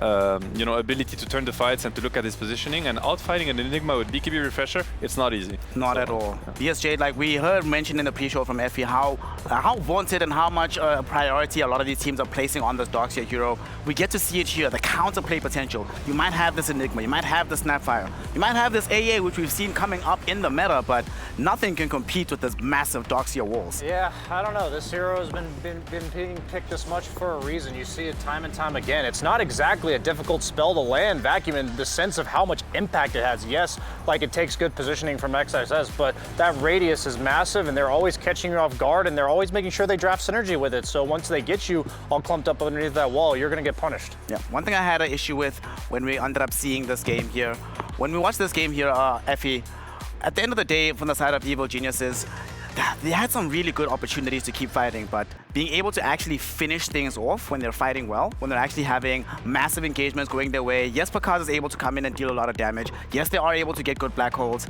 but you did start to get a sense throughout the game that they're going to run out of steam eventually on this lineup from Evil Geniuses. Yeah, I don't know.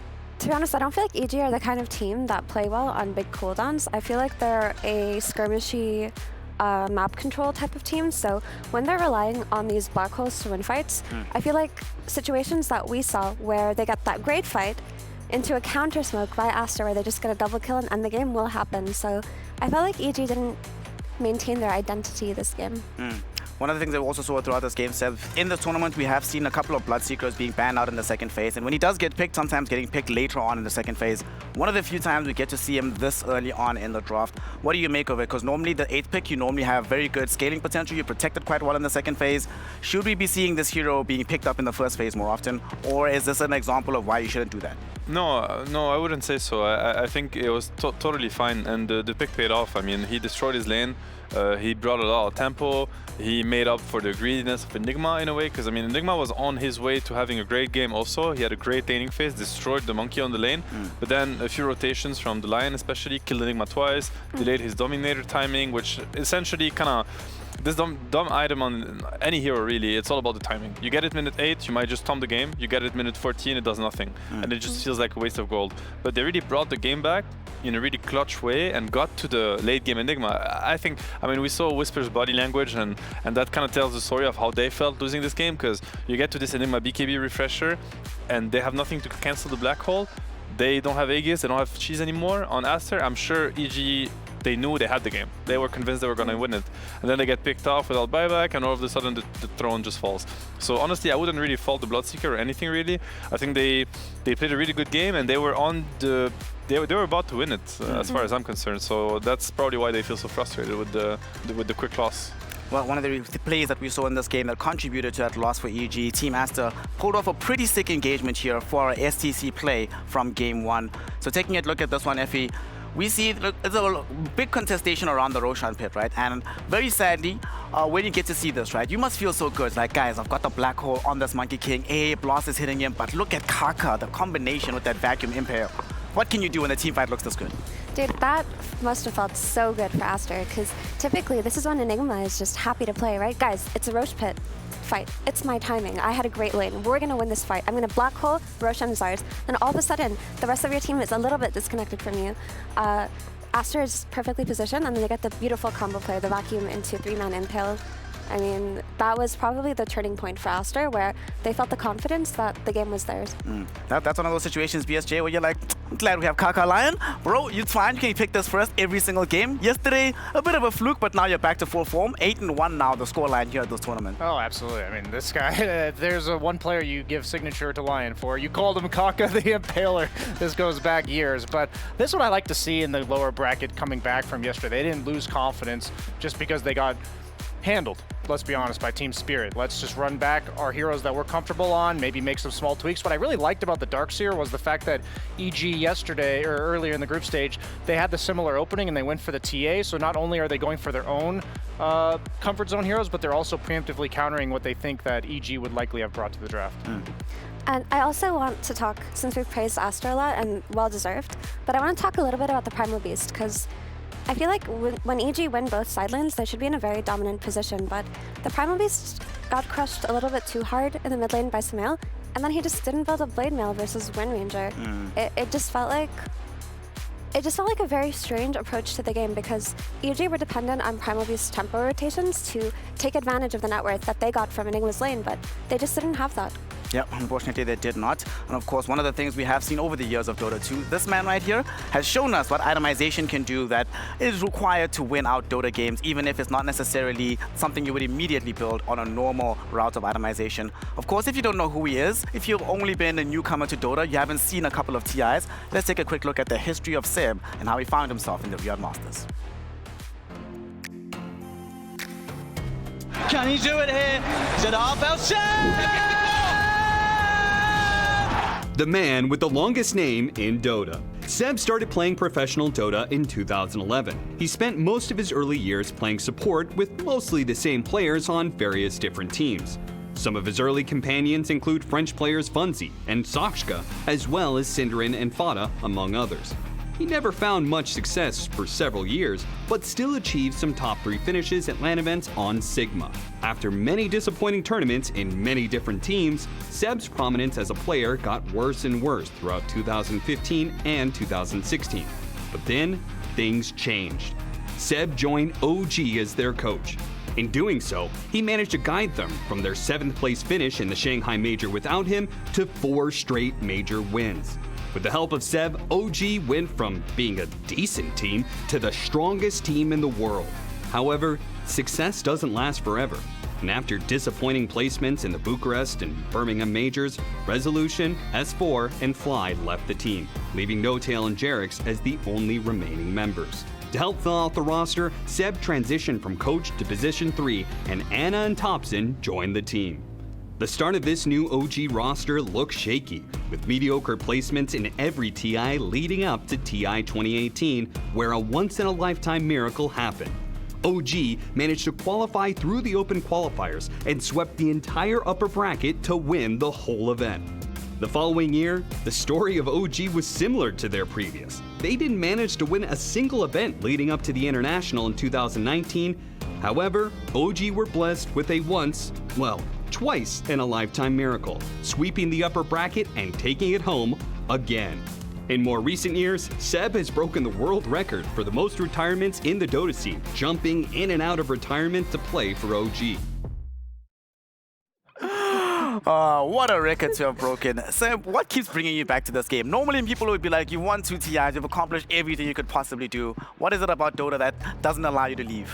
I mean, I just love the game, honestly, as simple as that. I mean, I started playing Dota because I enjoyed it. Back then, there were no TIs, no nothing, basically, and it was just a passion, and it's still a passion. So I could have won 10 TIs, and I think if Dota is still as good as it used to be as a game, and it is the case, then I would just keep being attracted to it. I mean, this reminds me, BSJ, of what there was an interview with Sumail at the Bali Major, right? He's also already won TI, won a raft of other tournaments, and they asked him, what would you do outside of Dota? And he said, once anything else gives me as much purpose as this game, I'll do that thing. But honestly, it's kind of hard to come by. Dota has this hold on us, these hooks that just get into your soul. Yeah, as much as I love Dota, it does pretty much ruin everything else in life because it's just the best thing. It's the best game ever created. I wholeheartedly believe that, and it's just something where there's nothing else in life for me that you can always get better. You can always find a new way to look at it, and you can always learn from somebody else as well, just because there's so many different takes on the same game. And I feel like it just has the best of everything, to be honest. Tell me, Afia, what was the hook for you? Like, when did you realize that, yeah, okay, Dota, this is the thing, this is life forever? I would skip school when I was, sorry. I would skip school when I was 15, and I would go to the Net Cafe right next to my school. And it's where I made a lot of my current friends that I still have today. We would just play like a bunch of locals, and the addiction came pretty fast, but I would say that Dota's probably been the most constant factor that I've had in my life since I was 14 years old. So everything that I can think of, like every bad moment, I had Dota to comfort me, and I would just always play all the time, and all of the friends that I have now are because of the game, so I can't even imagine life without it, to be honest. Yeah, I remember I spoke to Sumail when we were in Bali and asked him, what should up-and-coming players do? And he's like, give up everything in your life except Dota. And yeah, I get it. Like, to be at Bali Major, I was supposed to be casting Red Bull Kumite for Street Fighter, the first one in South Africa, but we chose Dota. What can we do? Best game in the world. Speaking of, we're going to be moving on to our second game here. The side of Team Aster, 1 game up, Seb. Evil Geniuses, they need to recover because otherwise South America has no more representation at this event, which is interesting because the South American teams have already qualified for TI Beast Coast as well as the side here of Evil Geniuses. Why aren't they looking as clean as they were earlier in the year coming into that latter portion, especially with TI right around the corner? Yeah, I mean, honestly, I don't think I have a straight answer to that. I'm also wondering because it's slightly worrisome because I usually look at these teams as being maybe a little bit more catching up to the meta, but the LAN factor I always looked at it as being an advantage for these teams. And maybe now they're kind of switching for the first time from the outsider status to being like a stable, established team where they have expectations for from their community, community, maybe for themselves, and that maybe pressures them because that is a whole new world when you have expectations and pressure versus being the outsider and just kind of chilling and trying your best. Well, we'll see if they can live up to the pressure in Game 2 as we get into it between Aster and Evil Geniuses.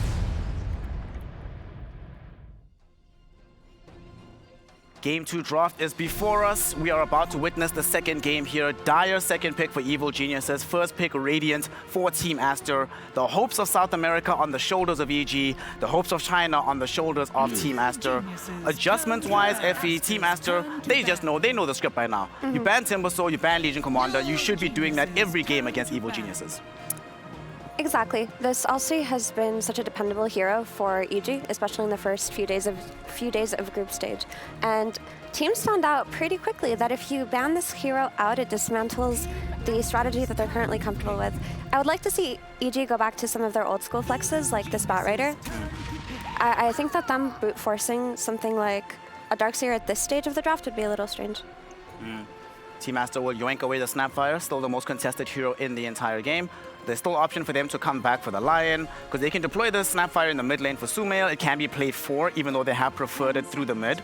So now this does change things, BSJ, for Evil Geniuses, because they have really preferred to open up with the Snapfire. So what other options present themselves to you right now? Yeah, I'm wondering if they buy into the whole Darkseer opening, but it looks like they're going to elect to go for Enigma, the other purple guy, less pointy of a head. I like if they pick a flex hero with it, like something like the Bat Rider that Mira mentioned. I'm thinking of what else would work, because you want like a potential laning duo and a potential flex if possible. Okay, so that's both, because Clock can be 5 or 4, or just be laning with it in general. I don't mind that. It's good against Snap. I already like this opening for EG a lot more than the other one, because we have the playmaking style of support hero that often comes out of EG, something that can not only play aggressively with the Enigma, but set up for those ganks and mid-game fights around the mid lane that EG sorely lacked the last game. Yeah, and now, I mean, they go for the Medusa versus Enigma, like one of the most notorious kind of counter.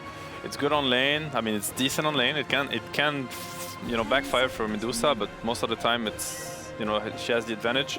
Obviously very hard to cast the Black Hole when the Stone Gaze is already going. So now EG should maybe think about flexing the Enigma. They might not, they might tank the matchup, or they might flex it. I would like to see a Darkseer ban from Aster, because I think it can still come. You can easily end up playing versus a Darkseer Clockwork, and Panda could play the Enigma position 5, and this could be very scary territory for Aster to play against. So, you know, that's also the strength of second pick. It's like EG is going to be able to see more and more and to flex until the end.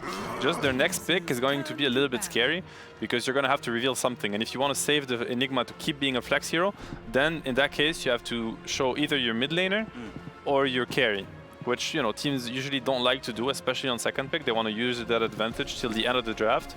But yeah, there are arguments to not throw the Enigma under the bus right away. Okay. I would like for the Enigma to be flexed to support as well, because if Enigma is countered and doesn't have the strong lane that it did for last game, it's kind of a waste of Whisper's potential as a player, to be honest, because after that game 1, they have to be a little bit discouraged, especially after it looked so good for them after the Black Hole play with the Sapphire. They need him on one of his signature playmakers in a favorable lane, and that's the best way that they can approach this elimination game. So BSJ right now, Medusa and Snapfire, both of them are 5-1 in favor of Team Aster. Carry-to-carry matchup. What do you want to see Pakaz being able to play here? Should he try and match the scaling potential of Team Aster, or do you want to see them play fast again like they did in Game 1? Well, I'm imagining that this Clockwork will likely go to Panda, just because Panda has talked about in interviews before that he tends to lack hero diversity as like his biggest weakness. That's something that he has been working on all year, and he's managed to expand his pool a lot, but Enigma hasn't really been popular yet this year, and we saw Toronto Tokyo yesterday on his first ever professional game of Enigma, and this is definitely a hero. I know Seb, Grandmaster tier pub Enigma player, that you can't just pick it up and play. So even though I like, and I do think it's important to have that option as Enigma flex, I'm now realizing they probably don't have it. So you asked about Pakaz's hero. He has a Clockwork 5 likely. That means you usually want some range damage dealer, and that's one of the ways you can counter Medusa. You can either be the defusal person, or you can be a hero that outranges her, something like a Drow. I would wonder if they would consider that. Do you guys think Silencer is a hero Aster are looking at right now? It could be. A lot of teams like it against Enigma. I personally don't think it's that good, but But you know, that's just like a personal opinion. I feel like Silencer is not very good against Enigma on lane, and usually the most, you know, the biggest kind of damage that Enigma can bring starts really from the laning phase, and that's something that really has to be addressed. And that's the beauty of the Medusa, for instance. Like, she deals with Enigma throughout the entire game, and that starts with the very first waves. If they can't flex the Enigma, then it's kind of sad that they just like revealed that much, right? Because the big strength of second pick is the ability to keep your options open and, you know, wait until later in the draft so that you can reveal and set yourself up for great laning. In that case, I'd say that Aster is in a very comfortable position drafting-wise. Unfortunately, Silencer has also not been doing well in terms of the numbers. After 29 games, he enjoys a 27% win rate, so unlikely for him to emerge here. But EG, they will yoink away the Wind Ranger here. So they show the mid lane, which tends me to think that they want to keep the Enigma flex for a little one more pick. I think that's the only advantage I could see, right? Because you have no reason to show your mid matchup. You could just wait and see what Sumail's gonna play, and then Chris Luck can just counterpick that. C-Smite can just counterpick that. Let's see what happens with it. But obviously, Wind Ranger, a very good hero against Medusa, one of the best in the game. She's one of the heroes that will always have enough damage to just cut through the Medusa, no matter how tanky she is. What do you think if we have a Wind Ranger spammer right next to us? Is there any potential of this hero being put in the support role? No way. Now we have Kaka the Impaler. Come on, you have a good target in the Wind Ranger. Let's bust out that Lion again. It looked so good last game. Only lunatics are gonna play Wind Ranger support. Come on, let's be serious. It just doesn't work. It's awful. It just doesn't work. Why don't you play it? No. It sounds like a terrible idea, Wind Ranger support. Come on, guys. Well, Effie, you're not going to be getting the Lion from Kaka, but we're going to get a Batrider, one of his other preferred heroes that he has played at this tournament. Pretty much, if there's a Blink Dagger that you can buy on a hero, Kaka will play it and he'll do really well on it. I mean, Sumail sees the mid matchup, most likely. I mean, 99% he sees the Wind Ranger mid, so now he can decide whether or not he wants to be playing the Snapfire or whether the Snap is going to be a support, and they counterpick the matchup. I think the Snap versus Wind Ranger is a very comfortable matchup for Snap until later in the game. But, you know, the lane is very good for you. You should have, I'd give it a 60-40 for Snap. Snap itemizes into a lot of ATOS very early, which is really nice. You know, having this ability to catch the Wind Ranger more easily is super important, because obviously this hero is very evasive, so very solid. They could easily pick two supports here. But on the other hand, Wind Ranger is preferred by a lot of players to play versus the Snap, because it feels like there are no heroes right now that do well against her. So she manages to get out of the lane with something, and then she itemizes with an early BKB, which helps a lot versus Snap. Yeah, so it could be much rougher, for sure. Yeah, if you're like an Ember, or like playing a melee hero versus Snap mid it's an interesting experience. And they go for the darts here. Okay. Yeah. Yes, Jay, this is going to help protect the Medusa. You're not going to have these illusions coming in against you. And now they can't really pick up some Terrorblade or whatever in the enemy team. Yeah, I'd say that Dusa Darkseer, you don't necessarily have as much natural synergy as like the Lion Impale, but it's, you go on the Medusa, you get vacuum walled. You go on the Darkseer, Medusa runs in with Stone Gaze. So it makes approaching team fights quite difficult for the other side. It's a BKB piercing AoE disable from Medusa too, so it is decent follow-up. But like you said, I think this is largely to make EG's 8th overall pick less potent. There's less options for Pakaz here. It could have been a deny pick also, honestly, because I know I keep talking about this Darkseer for EG, but I could have easily seen a Darkseer pick right now for EG. You know, you put the Enigma support, you play a Darkseer clock lane against Medusa, which is very scary for Medusa. You scale into her in the game. Playing Medusa versus Wind Ranger Darkseer is a nightmare. You know you're not going to have a win condition. You're on a timer. But now they take it away from them, so now they're kind of stuck, honestly. Like, if they were planning on picking Darkseer, they got so outsmarted with this Darkseer pick from Aster. And now it's like, it's a complete disaster for EG. If that was their plan, now they're left with nothing. So it also poses an issue for them, because they might have to end up just picking some kind of dispel for this Darkseer on lane, just so that they can get out of the lanes with something. And that would take away their Enigma potential support flex, which then puts them in a horrible, horrible position. They go for the Jugger, which is honestly a very good option. Like, lanes very well into Darkseer. I mean, it's funny because you have Darcy players that like playing into Jugger and Jugger players that like playing into Darcy. So I don't know who's right, but we saw a lot of Jugger picks into Darcy in this tournament. Even though you could think of Darcy as being good against Jug, the Ilu you create from him is very strong. The Omni Slash loses a lot of value when vacuum wall happens because there are so many targets to slash. But most definitely, this is like Darcy represents no threat to Jugger, and Jug scales pretty well into Medusa also. Yeah, the one thing about this matchup, I love playing Jug into Darkseer in lane, but if Darkseer walls on top of the person getting Omni Slash, Jug, even though he's invulnerable, is still considered there, so it'll spawn an illusion and you'll keep hitting that half of the time rather than the hero that's Omni Slash. So there's a lot of potential to mitigate this Omni Slash damage, but what I think the Juggernaut allows, since it's not the most synergy with what is likely his lane partner, the Clockwork is for the Clockwork to eventually just leave when Jug's like level 3 or 4. Darkseer will get farmed, Jug will get farmed, but it'll open them up to rotate to what is likely the offlane Enigma and pressure this Medusa in the early game. The Clock could be playing with Enigma also, with that being said, and they could last pick a position 5. I feel like they should pick Oracle because Enchantress got banned out by Aster, and like I mentioned before, if they don't have a Dispel for this Darkseer on lane, he could get too much out of this lane.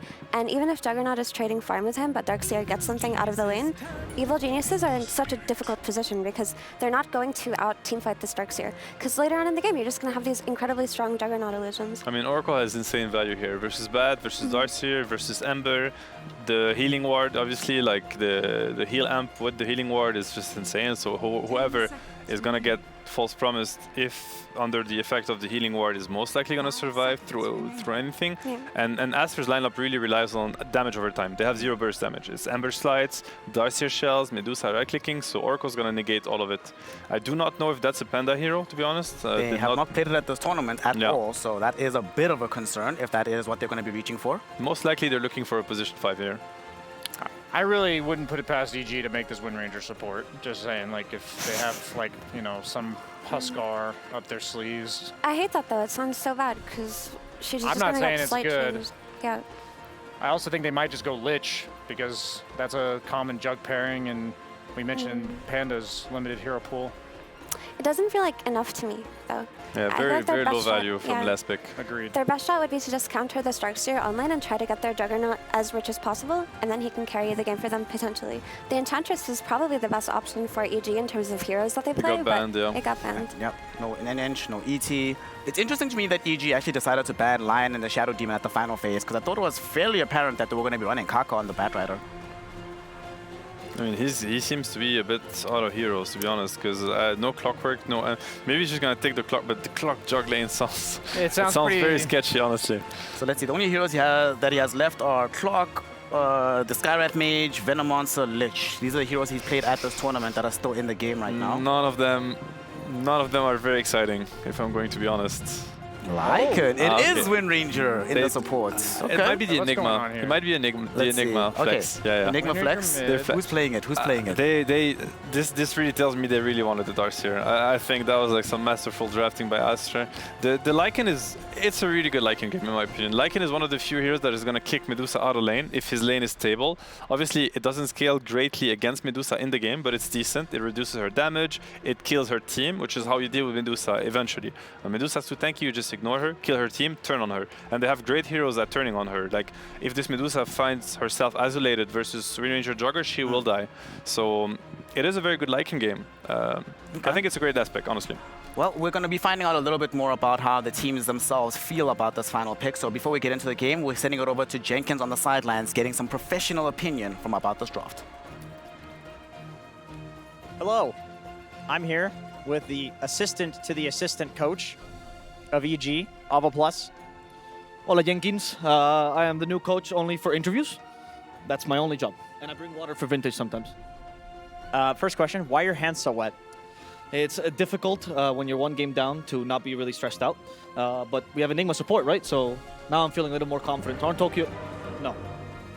On the real note, what would you say to EG to pump them up after that last game? Peru, we've been here before. One game away from elimination, and we've always emerged victorious. Nobody believes in us. It doesn't matter. Vamos, EG!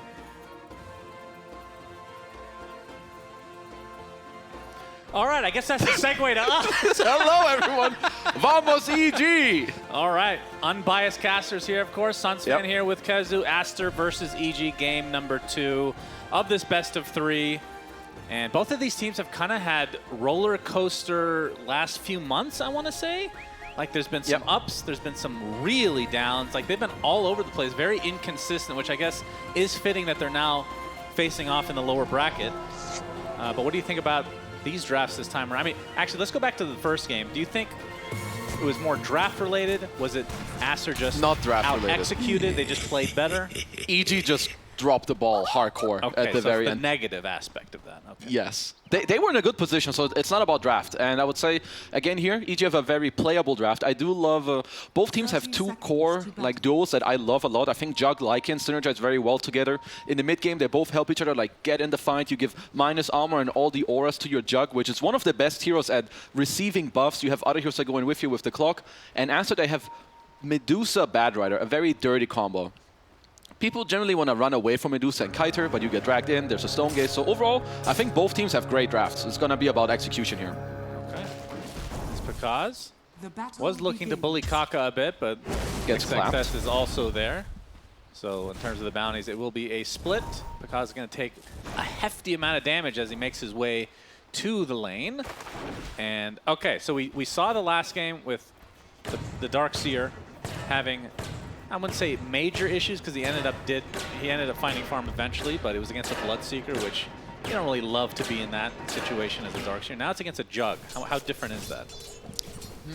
I don't think it's going to be much different. I mean, there's an Enigma, so that's going to be a little annoying in terms of denying, but he should just be up to a good early game, right? Like, you have Bad Rider, he's going to keep trading. You have a lot of damage nowadays as well on Darkseer. Like, he's out-damaging the Jug even by like just 2 or 3 damage here, level 1. So XXS is going to be off to a good start. Or should be, at least. Yeah, should be. Maleficus comes out on that side as Kaka trying to punish Pakaz a little bit here. And we've been seeing a lot of this Enigma played as 3, 4, 5. Yep. Is there any position that you prefer to see it? Because it feels like the aspect of just denying these creeps is powerful regardless of position.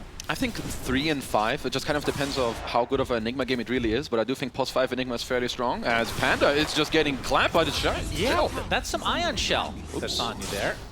Unfortunate. So first blood goes the way of Kaka on the Bat Rider, and I mean, this is a hero that, as a position 4, if you can just get a little bit of farm and get somewhat early Blink Dagger, pretty damn scary. I mean, Bad Rider is a incredibly scary hero to play into when he's off to a good start, and he pretty much got handed a first blood there. And later on as well, like when you play Darkseer in these lanes, you get an early ring or closer to the Vanguard, Jugger doesn't really do much to you at all, because he needs you to be lower HP to then spin you down, so the ring is good, Vanguard is going to stop the Omni Slash, so Aster off to a great start here.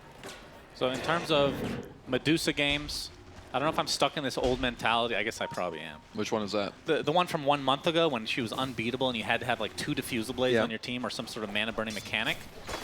I mean, there's how important is that these days versus this hero? It's still good. I think there's 2 ways of what you want to do against Medusa. It is step 1, you either play a long fight with very elusive heroes. I think like you want heroes that have an option of going in and out. Like you constantly choose what you want to do. So Lycan, I think also Jug and Wind Ranger, they can play long fights, but if they catch Medusa out of position with some Diffusal Blade or even just main damage, they can just kill Monet real quickly in this game. So they have a good draft against Medusa. Okay. Sumail in the mid lane as the Ember Spirit sitting on 10 and 5, 11 and 3 on the side of C Smile and EG. So pretty even thus far. And I feel like that might have been our first game that we've cast that a Wind Ranger has won. I feel like we've always been on the Kiyotaka kind of threw his away yesterday. Yeah, he was owning, but we're going to see the battery assault come out. Matthew looks to be dead. And Pichu dies right after, so the cores remain in this bottom lane as Whisper will be able to snag the Lotus, which talked about it all the time, but denying that from the likes of Medusa, pretty important. I mean, I definitely consider that a win for EG. If you're playing these summon heroes in the offlane, if you get kill trades or more XP shoved into you, the faster you get this helm, the faster you get 6. You're going to kick Monet out of the lane earlier. Like, if this guy has 200 bonus gold, you don't give a damn. The moment you have helm or 6, you're going to run everyone out of this lane. XXS in a pretty comfortable position. Mr. Panda.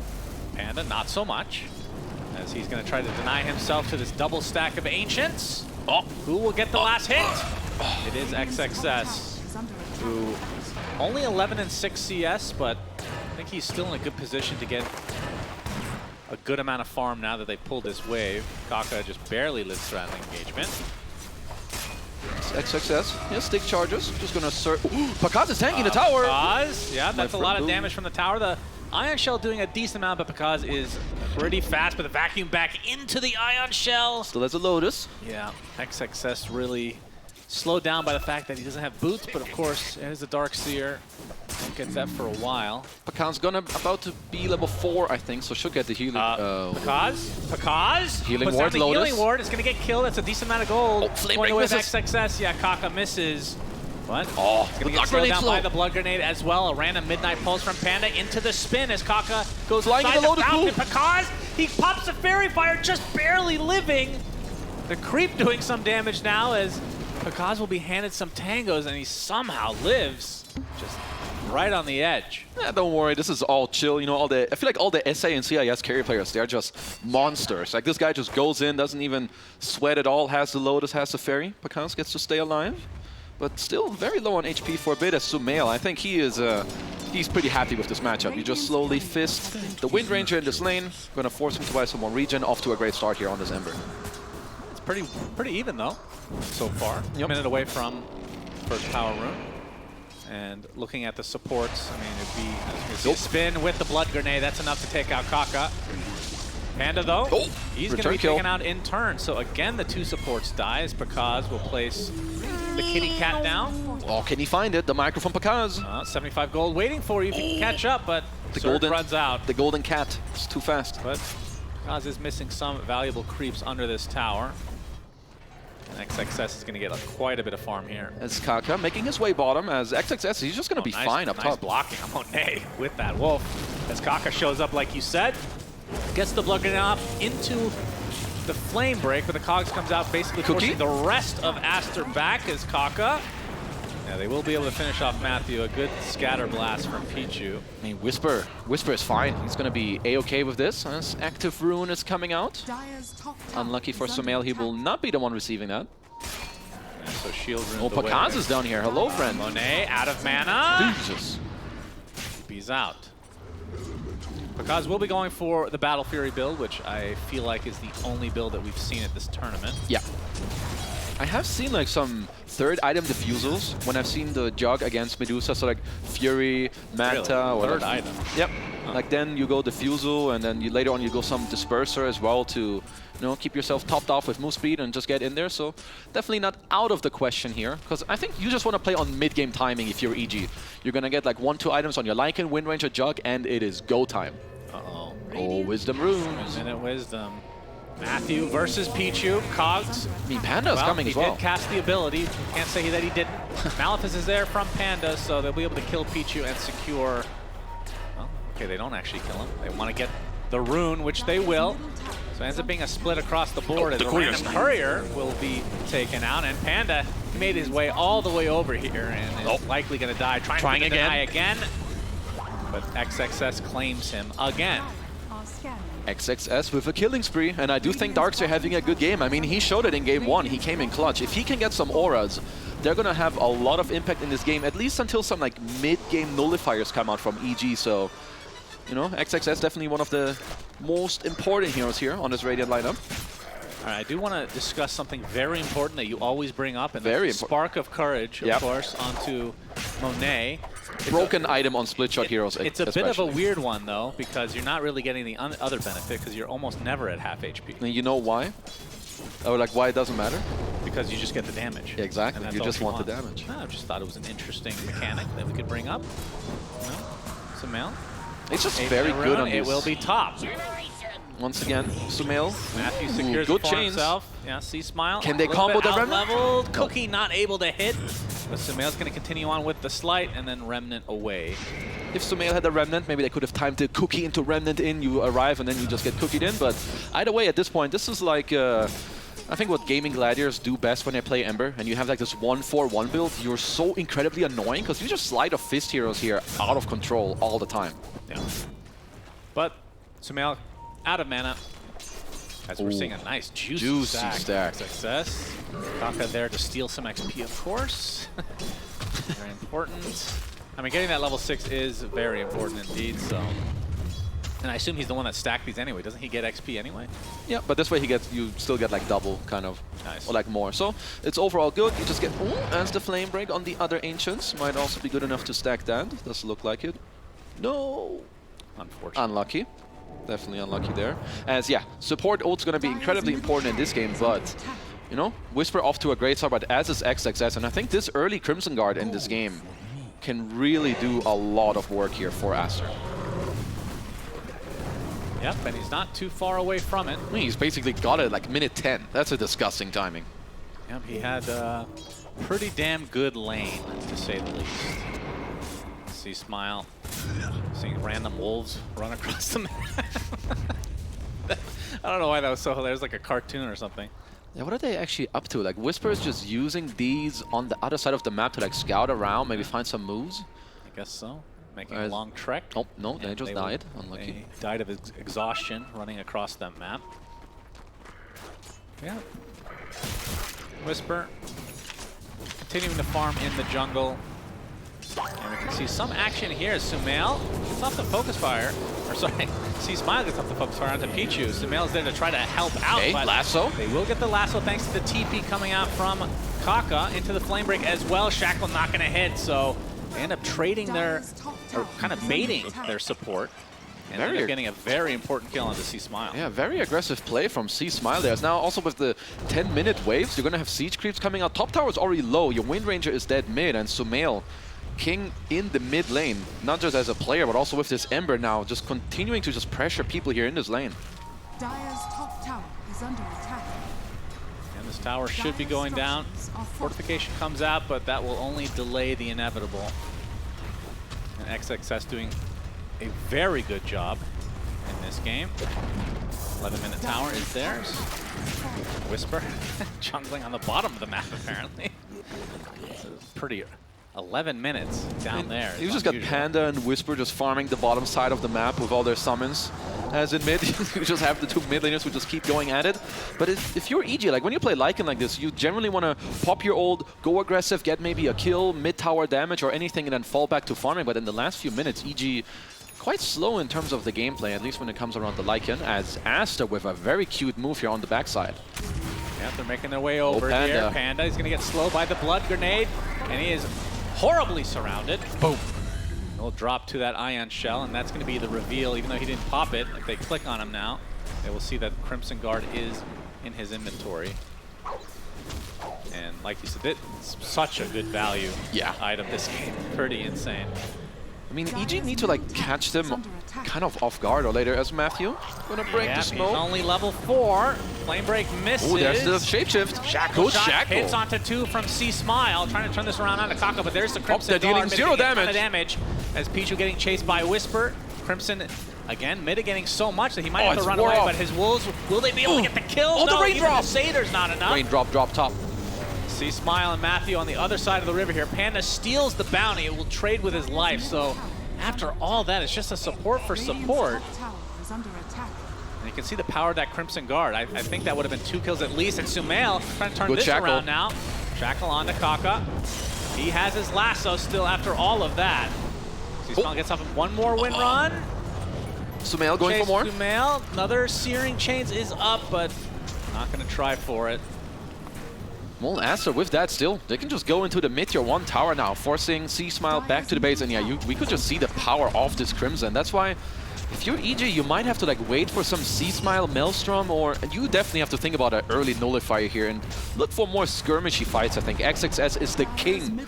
He's the king of this map right now. If you run into him, I don't think you're killing him or his team. Yeah. Dire's middle tower is under attack. Because should be okay. No lasso. He's going to be spotted, but without lasso, I don't think they can find this. Good timing on the Fury, though. 13 minutes. Yeah, despite everything that's going on the map, he has found his farm. Yeah, he's going to be chilling as he has the Treads, Magic Wand, Broom Handle. He's going to get his farm going. Got the Wind Blaze queued up. Give yourself some more speedy boots as Kaka. This Blink Dagger timing will definitely also look to speed up his team's game here. Sumail will be finishing up the Maelstrom in a few hundred gold. So in terms of power spikes for each team, what exactly are they looking for? Because this is a Medusa game. I mean, I feel like the last Medusa we saw was earlier today with Gaming Gladiators. Yeah. Somehow, my God, that Yeah, game his was power insane. spike was 1 hour in the game. Yeah, his with power a spike rapier. was the Divine Rapier, of course. Very normal. I mean, Aster are pretty happy if they just get to farm away with Monet for now. And then with the other 4, they just keep playing around the map, especially when Kaka gets his blink. You pair it up with the kisses. You're just continuously going to play the map as we have a lasso into the high ground. But then he gets the omnis. Omni Slash, and he's actually going to get the kill and get down successfully. A little too cute from Kaka that time. This is what I like to call the Reddit play. Like, you try to make some Reddit or YouTube play. Well, you then still will. That is a Reddit. But you want to make a good one. But Well, yeah, I guess mission's successful. I mean, as we're going to see Oh, Mortimer the kisses, there, another and, Reddit clip. Yeah. Fail after fail after fail. Oh, hook But the shot though. That one connects. And Matthew, okay, forcing out the cookie, but the focus fire is there on the other side from C-Smile. That deletes the snap fire. I was going to mention, I think the Blink Dagger was really close for the bat. So dying there was actually kind of punishing. Back to 1900 gold. Oh, this is what EG's power spike. That's right. Was Kaka feeding them a free kill. Easy. I mean, obviously he did want to cliff him and get out, but that's... Okay, well, let's look at EG's lineup. What is their power spike? Because they do have a more, I guess you could call quote-unquote unusual lineup. Yeah. It seems like it is heavy on the push. They scale really well with like the next 1-2 items. Every time Lycan has form and you see a good fight, they can definitely just go for it. Now they have Helm of Overlord completed on Whisper, so he's pretty strong. Generally Jug after like Fury and 1 to 2 items. He's now queuing up the Yasha into the SNY. I think they can always look to fight as long as they have a good initiation. And also Roshan in the next couple minutes for EG should definitely be on the deck. Yeah. You even got the Medallion, you have Lycan, Jug. You were definitely killing Roche real quick. Well, there's a mech to worry about now as XXS picks that up. He is very farmed. But we can see that both position 1s from each side are doing extremely well right now. And the scan coming out as Panda hugging the tree line.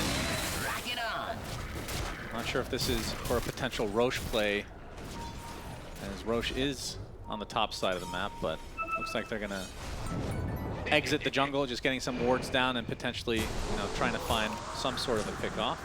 Yeah, Sumail gets to ball up a DD rune, so that's going to help them one of their next fights. And I think Monet was queuing up a Butterfly. Do like that choice, right? You're playing against Lycan, Wind Ranger, Juggernaut. I don't think you can ask for a much better fly game. Also, it's going to speed up your farm. As Whisper down bottom. Okay, gets off the shapeshift, XXS. Super tanky, There's but the hook shot is there into the cogs. Kaka with Atos. moral support. Has the lasso available. Shackle connects with the focus fire. Is this going to be enough damage to take out the most farm hero on the map? He gets off the mech at the last moment and finally will fall. Kaka does get off the lasso, but not able to find more connection on top of that. Mortimer's will be enough to take out Matthew. So right now it's a 1-for-1, but the core being dead for Aster means that EG have the advantage. Looking for more. Absolutely. Manta being shown. Panda gets off his ultimate, the black hole, but dies shortly after. Omnido is there to try to clean up Pakaz with the spin. Monet super low, completely out of mana, and most likely HP as well. So Pakaz brings him down, but it might cost him his own life. And indeed it does.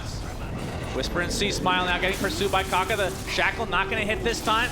Sumail with that DD still activated. He's going to clean up completely. An absolute beast in both these games so far. Sumail. Oh, that's 250 gold on the deck. Oh, gets denied. Dirty play from Whisper. As Aster going to be very happy with this fight. I think the start of that did not look good, but Sumail, winner of this fight with just a straight up, what did he get? Double kill, 3,500 XP, 1,300 gold.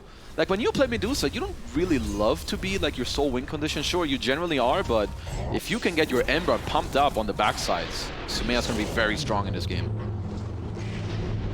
So we see the DD rune coming in clutch here. One-shotting the Enigma with the side of fist. I was a little surprised that Monet was able to live for this long even. Every little stick charge and Lotus. Spark of courage, actually. That's true. Technically true. We did actually see that come into play. But yeah, lots of kills on both sides, so it wasn't like a resounding defeat one way or the other, but Sumail definitely benefits the most. Yeah. SNY picked up by the Jug.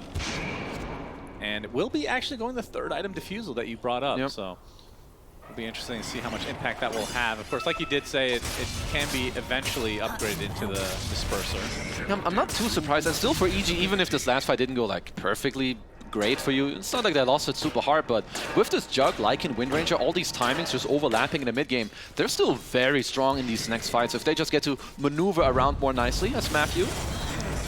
Yep, he's spotted out and brought down. Easy pick off there. Another freebie for Aster. Sumail definitely starting to take off a little bit in this game. It's not like Ember is like this, you know, like he kind of pokes you down, but the faster he gets like his third, fourth item, this Kaya, Sanj, Aghanims completed in this game, he can really start creating chaos. We're getting close to that time when people will look to Roshan. Yeah. I mean, honestly, I think EG could... EG does it way faster. Yeah, they could set it up at any time. Maybe they're just going to wait for this daytime, so when it ends up coming bottom, because they're kind of controlling that down here, I think, for now, with Whisper being around the area. There's another Philly Stone for XXS, who's going to look for a Blink Dagger. They don't have the same combo as last game, where we saw the Dirty Impaler Vacuum combo. Yeah, that's still true. pretty good.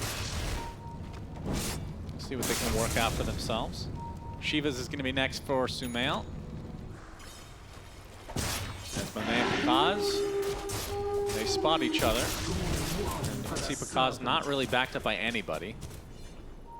Yeah, I like that he's so aggressive. He just pushes in the wave, like, all the way. Unless Bath is there with Lasso active, which he doesn't have. You're not really in any trouble. And I like also that Sumail, he's holding a growth bow. So whenever he just slide of fist the enemy team, he's reducing all of their magic resistance by a lot for his own Maelstrom, the Bad Rider, the Darkseer, and also the Snap. So kind of a little cool play. No Shot's going to find XXS. Wall on Places two. down the wall ahead of time. Kaka still in the area. This initiation is completely shut down. Damn, that backfired quickly. They delete Panda. Sumail came very quickly. Nope. They will find a collateral onto Pichu, apparently. The creeps Dennis the Dragon are powerful. Oh, 250 gold though for XXS. In the end of it, as with this butterfly on Monet, I think they would like to try and maybe push forward a little bit. I do see, I think that was Pichu who did just ping Roshan. So if EG decide to go for Roshan, I would assume Aster will want to fight, and it's got to be one of these timings for EG that they are looking for. And even though Aster can't take it themselves, I mean, just denying it from the likes of EG is also pretty important. But the butterfly now online. And that is a pretty damn big power spike, especially with all the physical damage that's coming out on the side of EG. So Monet actually opting for MKB next to try to counteract the Windrunner. Yeah, honestly, I kind of like that. You want to start on Medusa. You need to get to this point where you deal so much damage where the enemy team can't really ignore you. And if they go Roche here, I would kind of be down for it. You have like double, triple shell that you can get on. You have the little shredder. You have the medallion. But looks like they're gonna chill for now as they gate up top. Yep, they do see Panda and Pakaz. And Pakaz. They'll get the They got the lasso first, and the lasso onto Pakaz. Into the cookie. They get the permastun with the vacuum to follow. Just barely enough CC, of course, to be able to prevent that Omni Slash. And that should be enough space for them to go through gate and get the old Roche. This is not good news for EG. If you have this draft, you want to be the ones taking this Roche between like minute maybe 17, 21, push your game forward. But now, not only... Just based on how their draft looks, I thought they would take an early Roche. I mean, honestly, they should. I think this is a big oversight for them. Not only do you lose your most farmed hero in Pakaz, who's still top of the board, but you're giving this Aegis away now to Aster here. Oh, hook shot. Hook shot. Nice job from XXS, knowing that that could have been a possibility. We don't really get to see the whole Aegis stealing or Roche stealing very often because it's in the corner of the map, but that was actually a pretty good opportunity. A good heads up from Aster. So get a kill, and of course the Aegis to put on Monet. Do you like the fact that it is on Monet this early on? Honestly, I would have kind of liked it on Sumail as well. I think it would allow him to go like more ham in this game, but giving it to Monet, I think it's just going to make sure that they want to take over the map as, you touched on the hook block here. And as we're in the real game, I see C-Smile. As you know, Matthew going for some stretching. Going to have to get back in this game. C-Smile keeps disassembling his Maelstrom. I don't know if he doesn't want to fully commit to finishing the Gleipnir and like kind of keep his option open in case he wants to turn the hammer into a BKB, but it's been a while since I've seen this. Like he keeps disassembling the Maelstrom back and forth. Interesting. How long can you keep it as a Maelstrom? Or you can disassemble? It's not like a fully disassembled idol, right? No, it's like 10 or 15 seconds every time. Yeah. As it does look like he's keeping the BKB I feel like I option. haven't seen that in a long time. Nope, this is why they're here. This is very there's a old school lasso. mentality. Lasso initiation. Oh, the hook shot. On his teammate, not going to work out. And just like that, 2 dead for EG. Both have buyback, but still, Aster with the Aegis. They don't have a creep wave, though. Be a little bit patient as the creep wave is being bodyguarded. I mean, it's being surged in by XXS. He's just bringing these creeps here. Pakaz does have his axe, but EG, they've got to wake up. Aster are just catching them slipping in these last fights. Yeah, fortification finally comes out. But Aster should be able to get the tower at the very least. A nice searing change from Sumail preventing all of this initiation possibility. Pakaz already has to place down the healing ward. Will Aster remain? They do have good item timings. The Aghanim is completed on Pakaz. Swift slash. Oh, into the Omni Slash. They're going to delete Kaka right off the bat. Sumail taking all the damage, Oh, but back he on gets the high. vacuumed again onto the cliff. But this time he does have a TP with the Blade Fury. That was really good timing. Okay, they do have this. Aster. I mean, they have so much time on this Aegis still, so. Oh, hook shot on creeps. Yeah, not exactly what they were looking for. And Sumail onto the other side of the trees, just kind of breaking ankles left, right, and center. Is he going to be fine? He's going to take the Tormentor, of course. Oh, they see him. The Shackle. The Shackle connects. Focus fire to follow. Can he get out? No. So 3 kills in that defense for EG. Into the Tormentor, baby. Because it's convenient, they will get the Tormentor. Panda will get his Malefice shard. Pretty good. They're going to take that. It's good for him. More stuns, more Eidolons, more farm coming up as... Aster, they need to be very careful. Like, this EG scaling potential is no joke, and they're getting big items.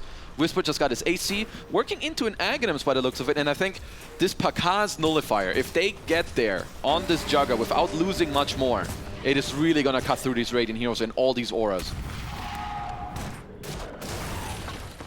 Oh, we're going to see a Wolf-Bitten Jug with a Nullifier and all these auras. That is... that's going to be some scary stuff if you're Aster. Oh, yeah, you're right. Honestly, Pakaz, what a chat. He just Swift slashes into Omni slashes in there while his mid player is dead. Yeah. And then a casual spin TP out. Seeing a lot of clipping today. Arteezy would be proud. He will be proud. 2K casual lead for Aster, and now that the MKB is up and they still have about a little over a minute left on the Aegis, we'll see if they just opt to take these last tier 2s or if they actually poke the high ground now that tier 3 is down in the bot lane. Yeah, I like what Aster are doing. You can just push forward. If Kaka sees an opportunity with the Surge, Blink Lasso. Yep, Lasso is there. Hook shot again. Nice disruption overall. C-Smile pops the BKB with the focus fire. Didn't do so much damage, but that is just the Aegis on the Medusa. As Monet trying to walk it off in the meantime. Pichu is the first to fall here for Aster. As Whisper very deep with that Lycan form. Okay, so Sumail on the can back. actually get away. They want to try to find some sort of connection. And Monet still 30 seconds on the Aegis, so no point in really killing him yet. Kaka in the river getting a flame break to give him some space to get away. Very awkward fight for Aster. As Pakaz's healing ward finally dropped. And that Surge is going to be the end of the fight, it seems, as only one dies. Although Matthew. I say that now, Matthew on the other side will be picked off, so ends up being a 1-for-1 trade overall. Okay, so Aster couldn't quite finish the kill there on C-Smile. Was maybe a little bit too far away. So EG do a good job holding, keeping him alive with all the healing wards and stuff. But yeah, I gotta say that EG are holding on pretty well. And I mean, I don't want to stress it too much, but this Wolf Bite into Nullifier later is going to be a big deal. So C-Smile just kind of gets to walk it off as, you know, Whisper, he's just going ham in the backline on Pichu. Nothing's really stopping him unless Monet can stand his ground.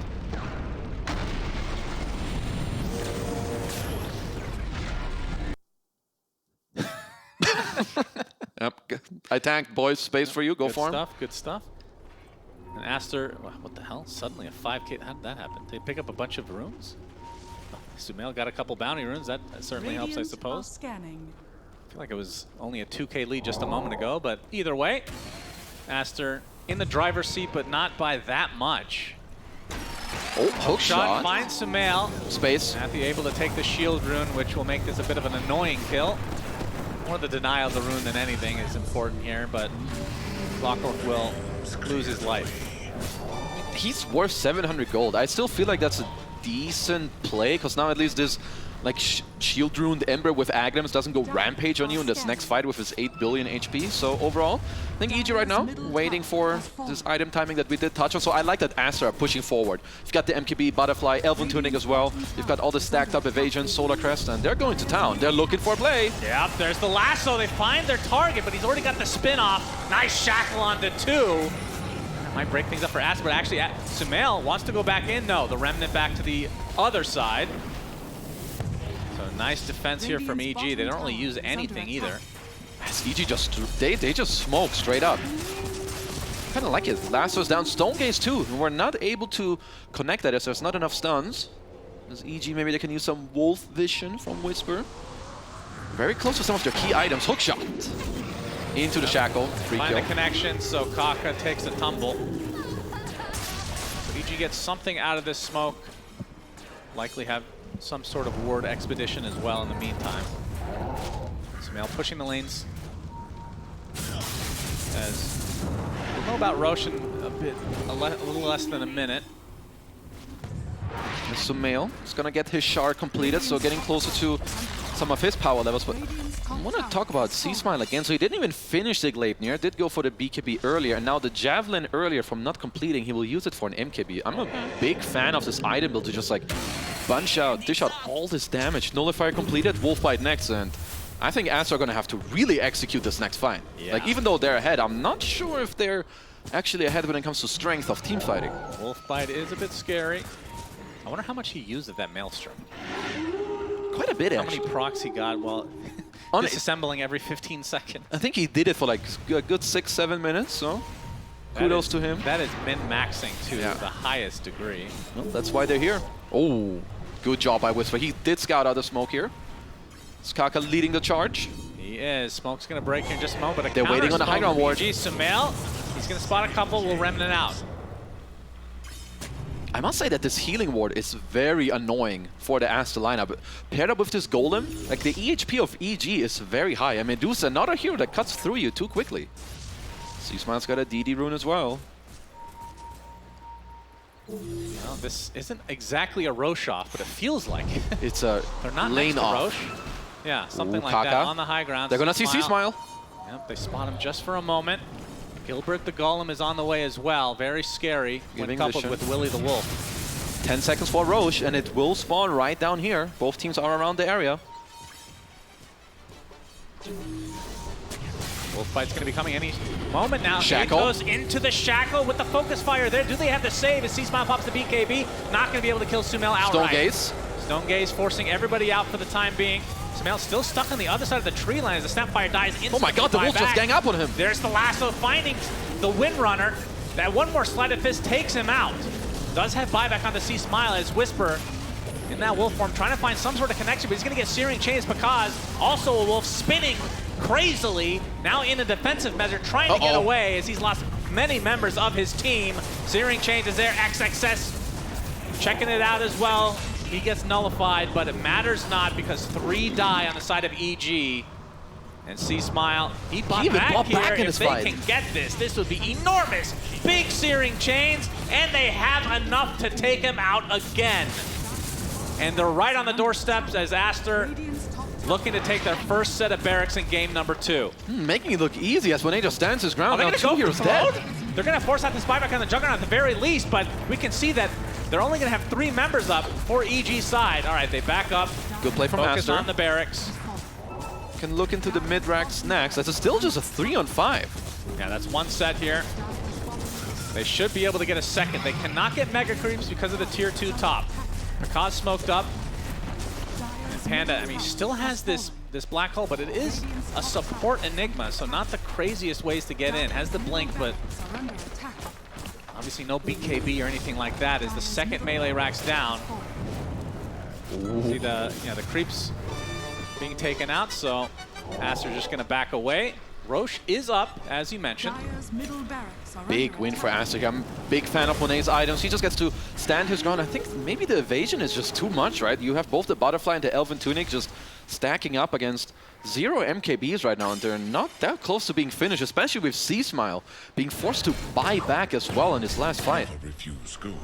So it's just going to be a free Roche? It looks like it. It.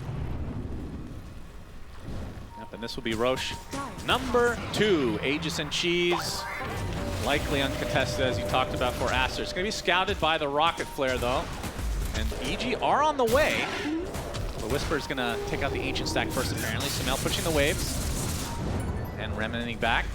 And Roche, about half HP. Yeah, it's getting a little bit too low. They should be able to grab it. Maybe have to worry a bit about the hook shot. No, not going to be. Monet with the Aegis. And Cheese being passed around currently. Aster playing this pretty clean. Got the Cheese as well. And I think if you're EG, you may only have one play left in you. Like Aster, they're very likely just going to have to instead see Matthew. I mean, Aster's going to have to go top push. So if you're EG, you need to set up, I think, this play before Aster reach your tier 2 tower.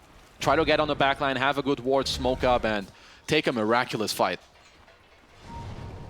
Because if you just let this Medusa run up to your tower, you're just going to get lassoed and they're just going to clean out this game. Yeah, no doubt about it. Here comes the Kaka man. 4-man smoke from Aster. Into EG's jungle. Get outpost control. They do have to push out the top lane though. That's going to delay things a little bit. Cut into this precious Aegis timer. I didn't realize Pakaz never actually finished his diffusal initially for that 3rd item. So he skipped over it and actually changes it just now to be an MKB. So we will not be seeing the Disperser. Yeah, so he needs this nullifier since I think it was either him or Whisper who had to buy it. So maybe there's a bit of an oversight where maybe you shouldn't have gone Axe and instead he goes nullifier so Pakaz can go MKB faster. But either way, you're going to have to work with what you got. C-Smile trying to really desperately squeeze in this MKB, but Aster, they're not going to give you the time to get that. Yeah, I don't think you'll have time. Although, you have time to Tormentor, why not? Everyone's here. Shard for Matthew. It is the jetpack. This time he won't be hooking his teammates awkwardly from behind. EG are going to have to get ready to defend because Aster are coming, and they're coming quick and strong. Daedalus there for Monet. I mean, full Skadi as well, ready if he wants to bring it out instead of his boots. Indeed. Nope. He could just buy it straight up. Oh, he switched up to a Scythe. I like that. Okay. Kaka not able to find the lasso this time either because, but they do force out the Blade Fury, which is important. Especially considering you still have the lasso intact. Kaz is going to play this a bit carefully. They have 2 siege creeps as well. Yeah, Aster have a ward on this. They find the Clockwork outside of his base and he's dead. Has to buy back instantly. Because in that wolf farm with the Blade Fury, not able to getting kited. Cannot get close enough, and there's the lasso onto the Wind Ranger. Mr. C-Smile all alone, but actually gets the BKB off just in time. Now he's running into the other side of the jungle. Looks like Pichu will fall. That's 76 seconds without this Snapfire. They use Focus Fire both of the shapeshifts too, as Aster just kind of, I think, outplaying them with some of the positioning, how they're dragging out the fight. Let's see, did EG successfully hold here? There's a bunch of gold at this mid-tier to tower as well, as Whisper pulling away the top creeps. I mean, I don't think you want to fight 4v5 anyway. Yeah, you can kind of chill, just pick up all the gold on the map.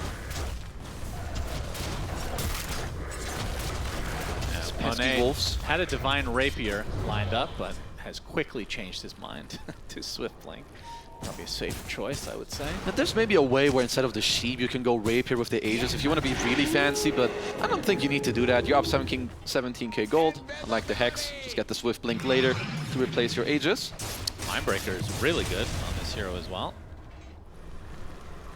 Very good. Gonna take all the bonus damage that you can get. As 23 wolves have been killed in this game. Very sad. Whisper almost has his nullifier online, so they're going to have 2 at the disposal for EG.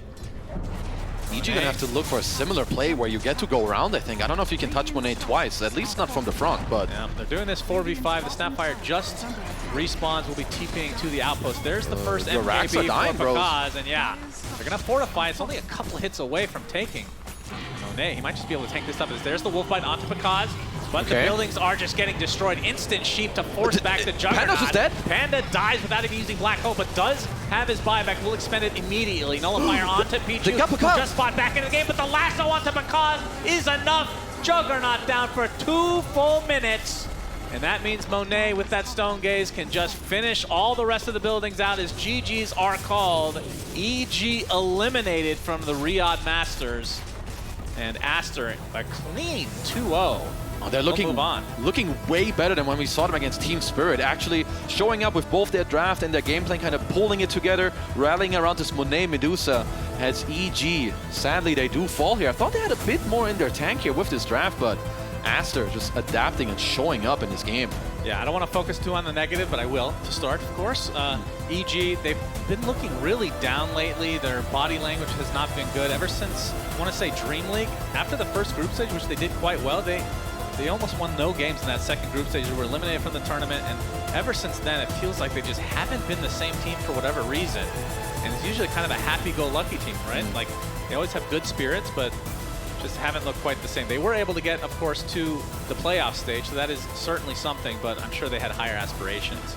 I mean, this EG team, they have great players, but some of the team play may be lacking in the series. That's XXS as well, and Team Aster. Both these Darkseer games. Long right there. Yeah.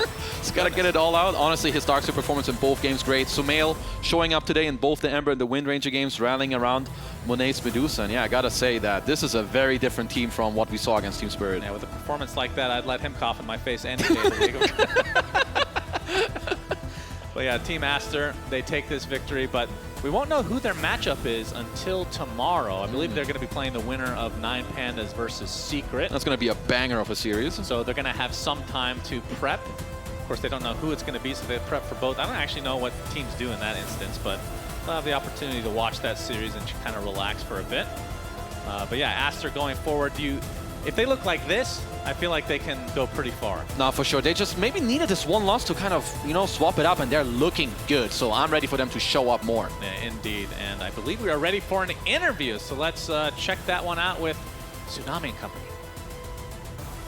That's not Tsunami. JK. Good luck. That is right. It's not going to be Tsunami.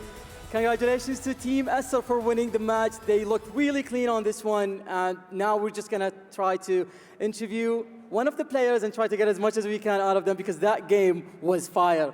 And here we have XXS to try to give us more input about what happened in that game. Also, we have Jack here to translate the interview into Mandarin. So please, Jack. 那就是星辰战队，恭喜你XXS，你们这次很亮眼的表现，战败了 EG， 然后晋级了这次利雅得大师赛的前8场。那么想问一下，你们这场比赛打得比较顺利，就2比0带走对手，你们是怎么为 EG 做准备的？因为我们昨天输了以后，然后我们回去想了很多关于选阵容以及打法上的问题，然后今天我们其实做了挺大的改变的，所以看起来可以打得这么轻松，我觉得Matt他的功劳很大今天。So I asked him how they prepared for this match. It seemed to have a very smooth 2-0 here against EG. And he said yesterday after they finished their match, they went home, they looked at things very carefully. Mad, their coach, had a huge role in preparing them very well for today. They looked at both opponents like drafts and stuff like that, and they felt very well prepared coming into this match. They had a good showing. سألنا فريق زي ما تشوفون أعزائي المشاهدين XXS من تيم أستر، قاعدين نتكلم عن وش كان يصير في المباراة، خصوصا أنهم خلصوا الجيم بسرعة مرة كبيرة. فكان السؤال الأول سألناهم وش اللي صار معنا في هذا الجيم اللي خلاكم تكونون جاهزين له لهالدرجة. فكان جواب اللاعب XXS يتكلم عن أنهم يوم رجعوا لما الفندق بالأمس بعد ما انتهت مباراتهم حاولوا يجهزون المباراة قد ما يقدرون، وقدروا أنهم يوصلوا مرحلة أنهم يفهمون فريق EG بشكل جدا كامل وجهزوا المباراة هذه بالضبط، وحتى ما ناموا كويس يعني، لكن وصلوا لمرحلة أنهم يكونون جاهزين للجيم هذا بالكامل. 那当然，你们队内有一个比较独特的情况，就是当然有一个 Sumail 这位选手，就是沟通上可能是一直有一些调整。不过我今天问过亚尔，也问过 Sumail， 就是沟通方面就有很大部分的功劳是你的，因为你的英文算是比较好。那么最近这段时间，你跟 Sumail 是不是就是你多教他一点中文，还是他从你多学点，怎么样？反正他学完了中文，然后他第2天就会忘记，然后我们就在比赛和日常尽量就是还是用英文跟他沟通嘛，然后打的时候双将有什么想法，一般都是我来传达，然后大家就会交流很多嘛，这样打起来才可以顺畅一点。I asked him how the communication continues to go on between his teammates and Sumail, and he says if I teach Sumail something in Chinese, he tends to forget it by the next day. So it's usually us trying to learn more English to communicate with him, and he says that XXS, since his English is amongst the better of the team, he will try to communicate with the two supports are thinking together with Sumail to try to facilitate that and make that happen. السؤال الثاني اللي سالناه اكس كان يتكلم على موضوع الكوميونيكيشن اللي بينهم وما بين سميل، خصوصا انه سميل في المقابله الاخيره يقولوا انه يعني كثير من المرات هم يتواصلون داخل الجيم، انا ما اقدر افهم وش قاعدين يقولون، فكانت الفكره انه كيف انتم تتواصلون مع سميل في حاله الشيء هذا صار؟ كان الجواب فقط يتكلم عن انه احنا ما نحاول اننا نعلمه اللغه الصينيه اكثر، لا احنا نحاول اننا نتعلم اللغه الانجليزيه عشان نقدر نتواصل معه بشكل افضل، وبحكم انه اكس هو من افضل المتحدثين بالانجليزي من الموجودين بالفريق، هو اللي دائما يكون ماسك موضوع التواصل في الفريق خصوصا مع سميل. Is there any other questions that you want to ask? Okay, I think we are done here. Thank you so much everyone for tuning in on this stream. We're going to send it back to the studio after such a great 2-0 from Team Aster. We're going to see who they're going to face tomorrow in the playoffs. Is it going to be 9 Pandas? Is it going to be Team Secret? Anything could happen at this point. So please, let's go back to the studio. Thank you very much, Jack Fancy, and of course XXX. Blockbuster performance coming in from Team Aster to guarantee them 2-0 and further progress here at the Riyadh Masters. A really good game coming in from them. Seb, you mentioned it in the draft. It seemed quite apparent that EG wanted that Darkseer so badly, and we can see why. Yet again, a great performance from XXX, and EG, despite having the damage, despite having a way to be able to play into these fights, you can just feel the initiation was just sometimes lacking for them. Yeah, I mean, honestly, I feel the pain of this Lycan.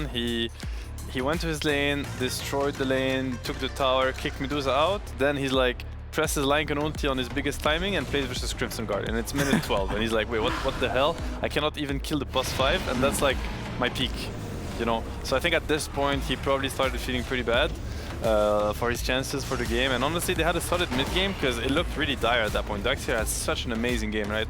I mean, Crimson minute 12 versus Darkseer versus Lycan Wind Ranger Jogger, they literally cannot fight, even though they should be able at that point, because you're playing versus Medusa, like you're hoping you can fight her early. But yeah, besides that, they brought the game again equal. It was kind of even in the mid-game. They did a lot of really good moves.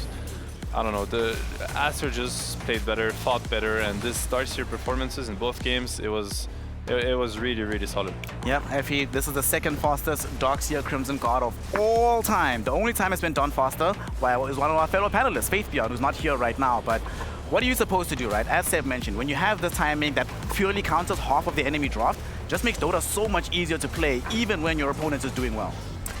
I mean, it's a hard situation if your two cores are countered this early, but I feel like potentially the Wind Ranger could have rotated to the Darkseer's lane a little bit earlier. I thought that the Wind Ranger did nothing for a long period of the game, and when you can't do anything versus the Crimson card, the best thing that you can do is just try to farm up as much as you can on the map, and it felt like EG could do neither of that. And it's it's not very often that we see Darkseer do this well on lane versus Juggernaut. Usually it's a matchup that isn't so one-sided, but it felt like often XXS were the one threatening Pakaz on the Juggernaut. There were all these trades that Jug was taking that actually were not advantageous. It was not advantageous for Jug to go in on Darkseer and use all of his regeneration and his healing ward and his fairy fire and his lotus and not kill him. I don't understand what some of the things that EG did on a small scale were supposed to do. I feel like they were very nervous and they didn't play as well as they usually do. You know, one of the reasons, as Effie was mentioning, BSJ, why they were able to do so well for Team Aster is through that mid lane. Both games you saw Chris Luck having a pretty difficult time, in large measure because of the dominant performance from Sumail. Yesterday, not looking nearly as hot. Today, Emperor's back in town, it felt like. Yeah. King's back, baby. As I expressed my skepticism coming out of his series from yesterday, I do think his lack of dominance or lack of leading the charge was a big instrumental part of their losses against Team Spirit. So to see him bounce back today the way he did, a high pressure situation, Aster's lost so many best of threes in a row. What was that, 13, I think? 13, yeah. Yeah, so there was a lot of pressure on his shoulders. Big tournament, like first time he's really getting to prove himself on this team on a stage that is of this proportion, and I'm really happy for him. And it's also like you were very skeptical about them picking his hero lost at the end of the draft, but today they came in with a plan. We heard there from XXX that Mad helped them with the preparation to ensure that they were ready for this matchup against Evil Geniuses, and of course their victory also grants them the STC play from this game yet again.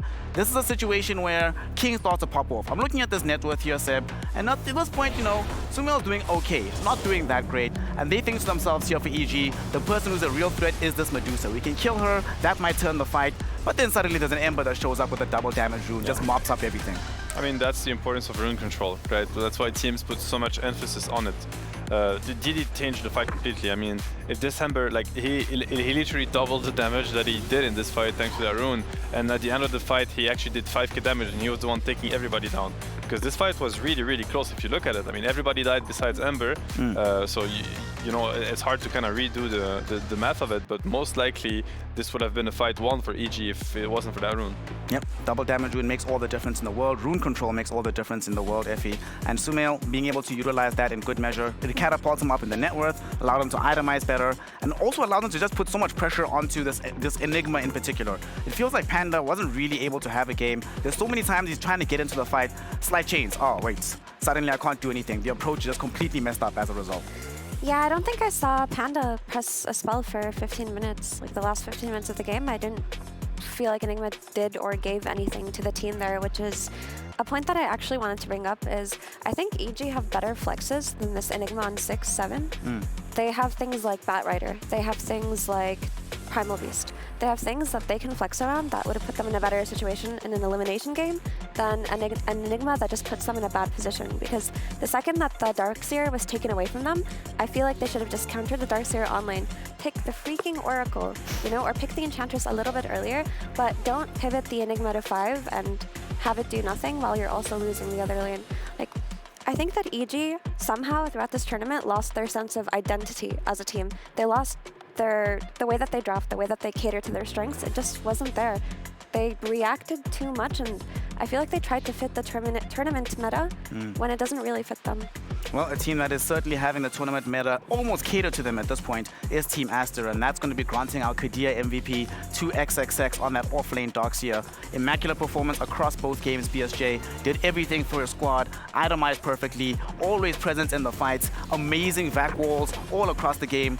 You could not ask for a better performance out of this guy. His 4th most placed hero in his entire career. The good reason why. Yeah, every time I think of Darkseer, I always thought of Universe in the past, just like the reliable guy that's always in the right place at the right time. This hero, yeah, you have the vacuum walls, but it's so much about what he does for the map, the items he buys for fights, and just overall being reliable. You know, whenever I have a Darkseer on my team, it's his job to just be there to surge, ion shell the right targets in fights while also being positioned to land your spells. He's got a lot of stuff going on. So perhaps props to XSS.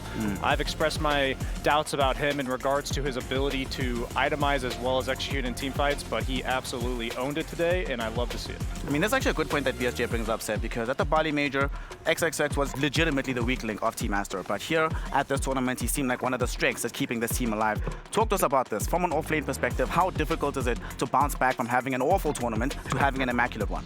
Yeah, I mean, you know, sometimes like what you see on the screen doesn't really tell the whole story of what actually happens. I think some people, if the team atmosphere is really bad, some people might get much more affected than others. I mean, I'm not saying this will happen, but I could give you another example. It's like, imagine somebody's being really, really toxic in the team and somebody is like very sensitive to toxicity. That guy's gonna break down and you're gonna look at the game and be like, oh, that guy is the problem, but maybe somebody else is just shouting at him the entire game. I have no idea what happened. I have zero inside information, but what I'm trying to say is like, what we see is not always what it really is in reality. All I know is that XXS has been a top tier offlaner for the Chinese scene for as long as I can remember. He was dominating games like 7 years ago, and he's still at the highest level. I mean, last time I competed against him was at Arlington Major last year, and he was a menace. So honestly, I think that guy he's an amazing player, and he proved it again tonight, and it's nice to see that his set up for success by his team and that he's in great shape, because he's going to bring a lot to the rest of the tournament also. Because yeah, now you see him on Darkseer, but his Enigma is amazing, his LC is legendary. Like, he has a lot more to offer. So excited to see more from him. I mean, right now, Team Aster, the only Chinese team left within the Riyadh Masters, carrying the torch for the rest of the region. And XXX, for many years in China, was voted the player's player MVP year after year. So great to see him back in his full form. Unfortunately, the success of Team Aster does mean that we say goodbye to South America, as Evil Geniuses has been eliminated from the tournament. Sad as it is, we will get to hear from them one more time, as we do have Arvo on the floor with Evil Geniuses. Thank you, Snare. I'm here with Panda from EG. Let's talk about the game, Panda. That last game, Enigma, not a pick we see very commonly on you. I'd like to ask not only why that was the pick, but also how does it feel to play Enigma, which is a bit of a feast or famine hero in a game that's a little bit difficult? O sea, la verdad es que el plan en la mañana apenas despertamos, nunca hubo una idea de Panda va a jugar Enigma hoy. Pero llegamos en la tarde, yo me había jugado un ranked con Enigma y luego dijimos, jugamos un stream antes de venir aquí y terminé jugando yo el Enigma. Me fue muy bien, yo jugué muy bien el héroe y el equipo dijo, ok, confiamos en que Panda lo puede jugar y si es que llega a pasar la oportunidad en el torneo, lo hacemos. Llegué acá y lo jugué hasta el culo. O sea, la jugué muy mal, mi gameplay no fue bueno y a veces me pasa, ¿no? O sea, me duele mucho haber jugado tan mal la partida, pero, o sea, no sé qué puedo decir. Es algo triste. Pasa. He said they didn't wake up this morning or like, yeah, Panda, you're playing Enigma. That was not the thought. It was a pick that he tried in a ranked game particularly. It went really well. It was an idea they were kind of like debating during the whole day. And then when it came to the draft, they thought, yeah, they were encouraged. So they wanted to play the Enigma. But that game, like we talked about, Feast or Famine Hero, he felt like he didn't play particularly well. He doesn't have much to say about it. Some games you just get it. And he used some colorful language to describe it, which showed that, some games you just get a bad game. And that's what happens. Panda, if you don't mind, you come from Bali Major, not your best result as a team, now a little bit of improvement. How does this road of improvement continue for your team? And what are the plans, anything you're really looking to work on this road to TI? La verdad es que hemos tenido dos torneos muy desastrosos como equipo.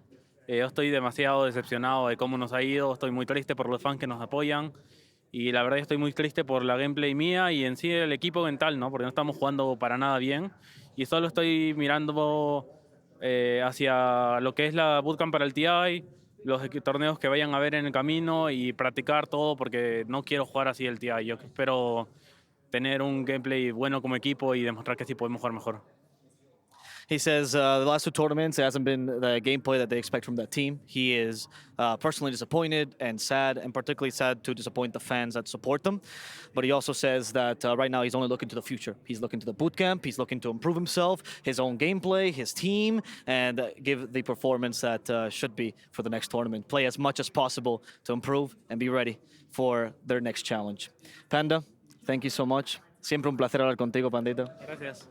Sí, gracias y perdonen por todos los fans. Yo sé que se levantan desde muy temprano y los decepcionamos todas las noches. Pero gracias por vernos y espero que siga siendo así. ¿La decepción o que se le sigan viendo? No, que sigan viendo las partidas, ¿no? Los equipos. Que vean el buen Dota que queda. He says, sorry to the fans, they wake up early and stay up late and they disappoint them late, but he is hoping that they still continue to watch him and that they will continue to watch the great Dota in this tournament. Panda, always a pleasure to have you in these tournaments, and we're going to bring it back to Snare to tell us more about this game. And Panda, thank you so much for giving us your time, giving us everything on the field of Dota. Unfortunately, it is the end for South America, but there's still more Dota to be played here at the Riyadh Masters. One of my favorite parts about this tournament, BSJ, is not just the fact that we get an international audience, but that we have an international team, right? Just on stage just now, we had 3 different languages, 4 technically, right? We have teams from everywhere. Every one of us are of different nationalities. Dota is just this game that can, salty as it may be sometimes, it has a tendency to bring us all together. With all my traveling, I've learned that people are people, and Dota people are Dota people. We all share our love for the game. We all have so much in common, even though we're from so many different corners of the earth. And yeah, basically everything you just said, it brings really out the purity in the whole thing. Very pure expression of happiness and joy that we find within Dota 2. Of course, that does bring an end to our official games for this day of our playoff eliminations. However, we're not completely done with the action just yet, as we still have to remind you of a couple of cool things that have happened throughout the day of Dota. To start with, our Colonel's Choice KFC Play of the Day. This happened in the series between the side of Tundra Esports and Game & Gladiators. This is a game where, watching it in the back room, a lot of us were very skeptical, Sev, about whether or not Game & Gladiators could bring this one back. It seemed like Tundra had finally found a way to crack the code, but they sort of forgot about the Derecho Medusa on the high ground. Yeah, and I think, if I'm not mistaken, this is a double buyback situation that is going to come from the Disruptor and the Darts here into a big turn, like Static Storm into Vacuum, and they thought they could run them down all the way to the fountain. If they did, they would have won the game there. But this is a classic moment of, these are very tense moments in Dota where it's really hard to keep track of everything that's happening, and then the next thing you know, you overextended, and now the game is reset, and the rest is history. Gaming is going to bring it back and actually win the game. So definitely Tundra is going to come back to this moment, and they're going to feel a lot of regrets about it. Yeah, well, Tundra is a team that has one TI, so of course they're no stranger to being able to assess their replays, assess their mistakes, and come back with a stronger showing. Of course, they're not in the Riyadh Masters anymore, but that's not the last we're going to be seeing from them. It's also not the last play that we have to see of this day, because we still have our Dr. El Habib save of the day. And Effie, talk to me about this one. From the same series that we ended up having here, I thought Diracho was 100% going to end up dead here. I'm sure Tundra Esports thought the exact same thing. I mean, I didn't work the series, so I'm watching it right now. Coming with fresh eyes. Oh, you're going to love this. 4 staff. Okay, what's going on here? Hang on. So Diracho should be dead, right? One, double 2 4 4 staff. staff. Nice. Oh, he was so dead. He was actually so dead, and it's so reckless of him to go back in. I cannot believe. He gets a Lincoln's placed on him too. Yeah. Whose Lincoln's is that? They itemize so well around his Morphling, actually. That is like the definition of blind trust, you know? It's like, I'm just going to put myself in the most danger. My teammates got me, some way or another, you know? Or it's all calculated. Listen. But a beautiful reaction from his team anyway. Like, you're saying it's blind trust, Seb. Honestly, this is just Diracho Dota BSJ. He does this every game, no matter what the hero. Yeah, part of the power of playing together is knowing exactly what your teammates are going to do, so I'm sure they've prepared for this one hundreds of times at this point, and they were completely ready. And he just has 10 Fury Swipes on him. He's like, you double 4-stab me, I'm going right the hell back in.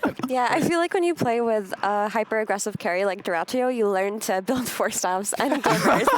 You learn to itemize before this player, solar crests, what have you. This team is very used to playing around him, and sometimes it looks like, what is he doing? Is this player for real right now? And other times it looks god tier, like it just did. I mean, y'all actually had a chance to interview him when at Dream League, and he said that he feels carry players should sometimes die more often. And we see that he doesn't have any fear, and often it works out. Didn't work out all the time here at the Riyadh Masters, but this time around it did keep them in the tournament, and they still have a shot of going all the way into the grand finals as they went all the way past Tundra Esports, and now they have to face off against another Western European team. I'll be honest, Seb, I'm kind of glad that this is happening because we're finally whittling down some of these Western European teams. I'm tired of the same top 4 every tournament. Yeah, don't speak too soon, because, you know, as you said yourself, you know, like I could easily see Gaming do the run and having Liquid on the other side, and we're back at it again. So let's just, you know, let's not jinx it.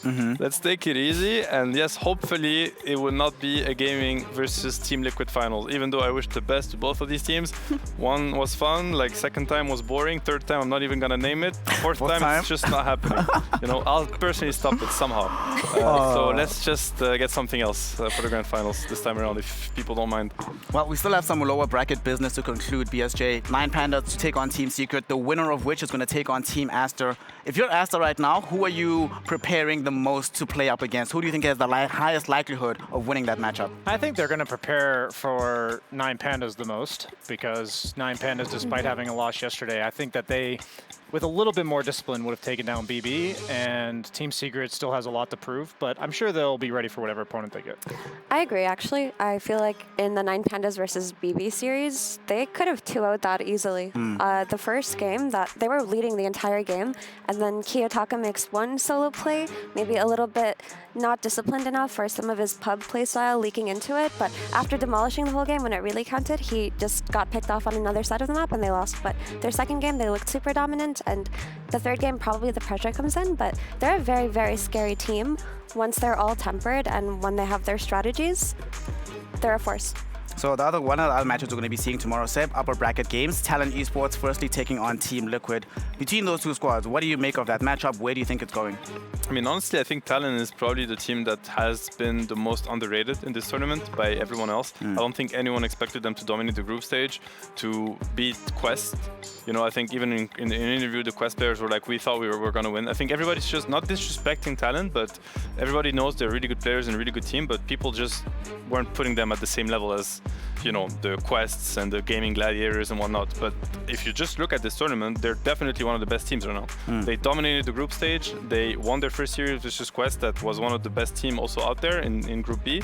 So honestly, it's hard to put Team Liquid as favorites against Talon. Talon is a very, very strong team. And I think tomorrow is going to be the real test where, like, if they do win the series tomorrow, everybody's finally going to look at them and being like, okay, this team is here for the title.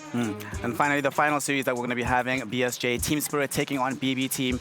Now, for me, this is very intriguing because BB Team, in terms of raw skill, are clearly the final boss at this tournament. However, Team Spirit have been slowly but surely proving to be a team that reminding us that they were in the grand finals last year at the Riyadh Masters, kind of looking like they're making that kind of run yet again, especially with how much better LoL is looking at this tournament. Yeah, I'm super hyped for this matchup. I mean, I feel like Team Spirit's in TI form. I think BB Team is the team to beat, like you said, for the entire tournament. I thought it was going to be them versus Liquid in the upper bracket finals, but I might be biting my tongue after seeing Team Spirit perform yesterday. Team Spirit going to be showing us exactly what TI caliber form can look like. Of course, BB Team still trying to prove themselves because remember, this is the first time they're actually playing a full set of games in front of an audience in a LAN setting. Let's not talk about how this happened, but you know, they're here nonetheless playing this level of Dota.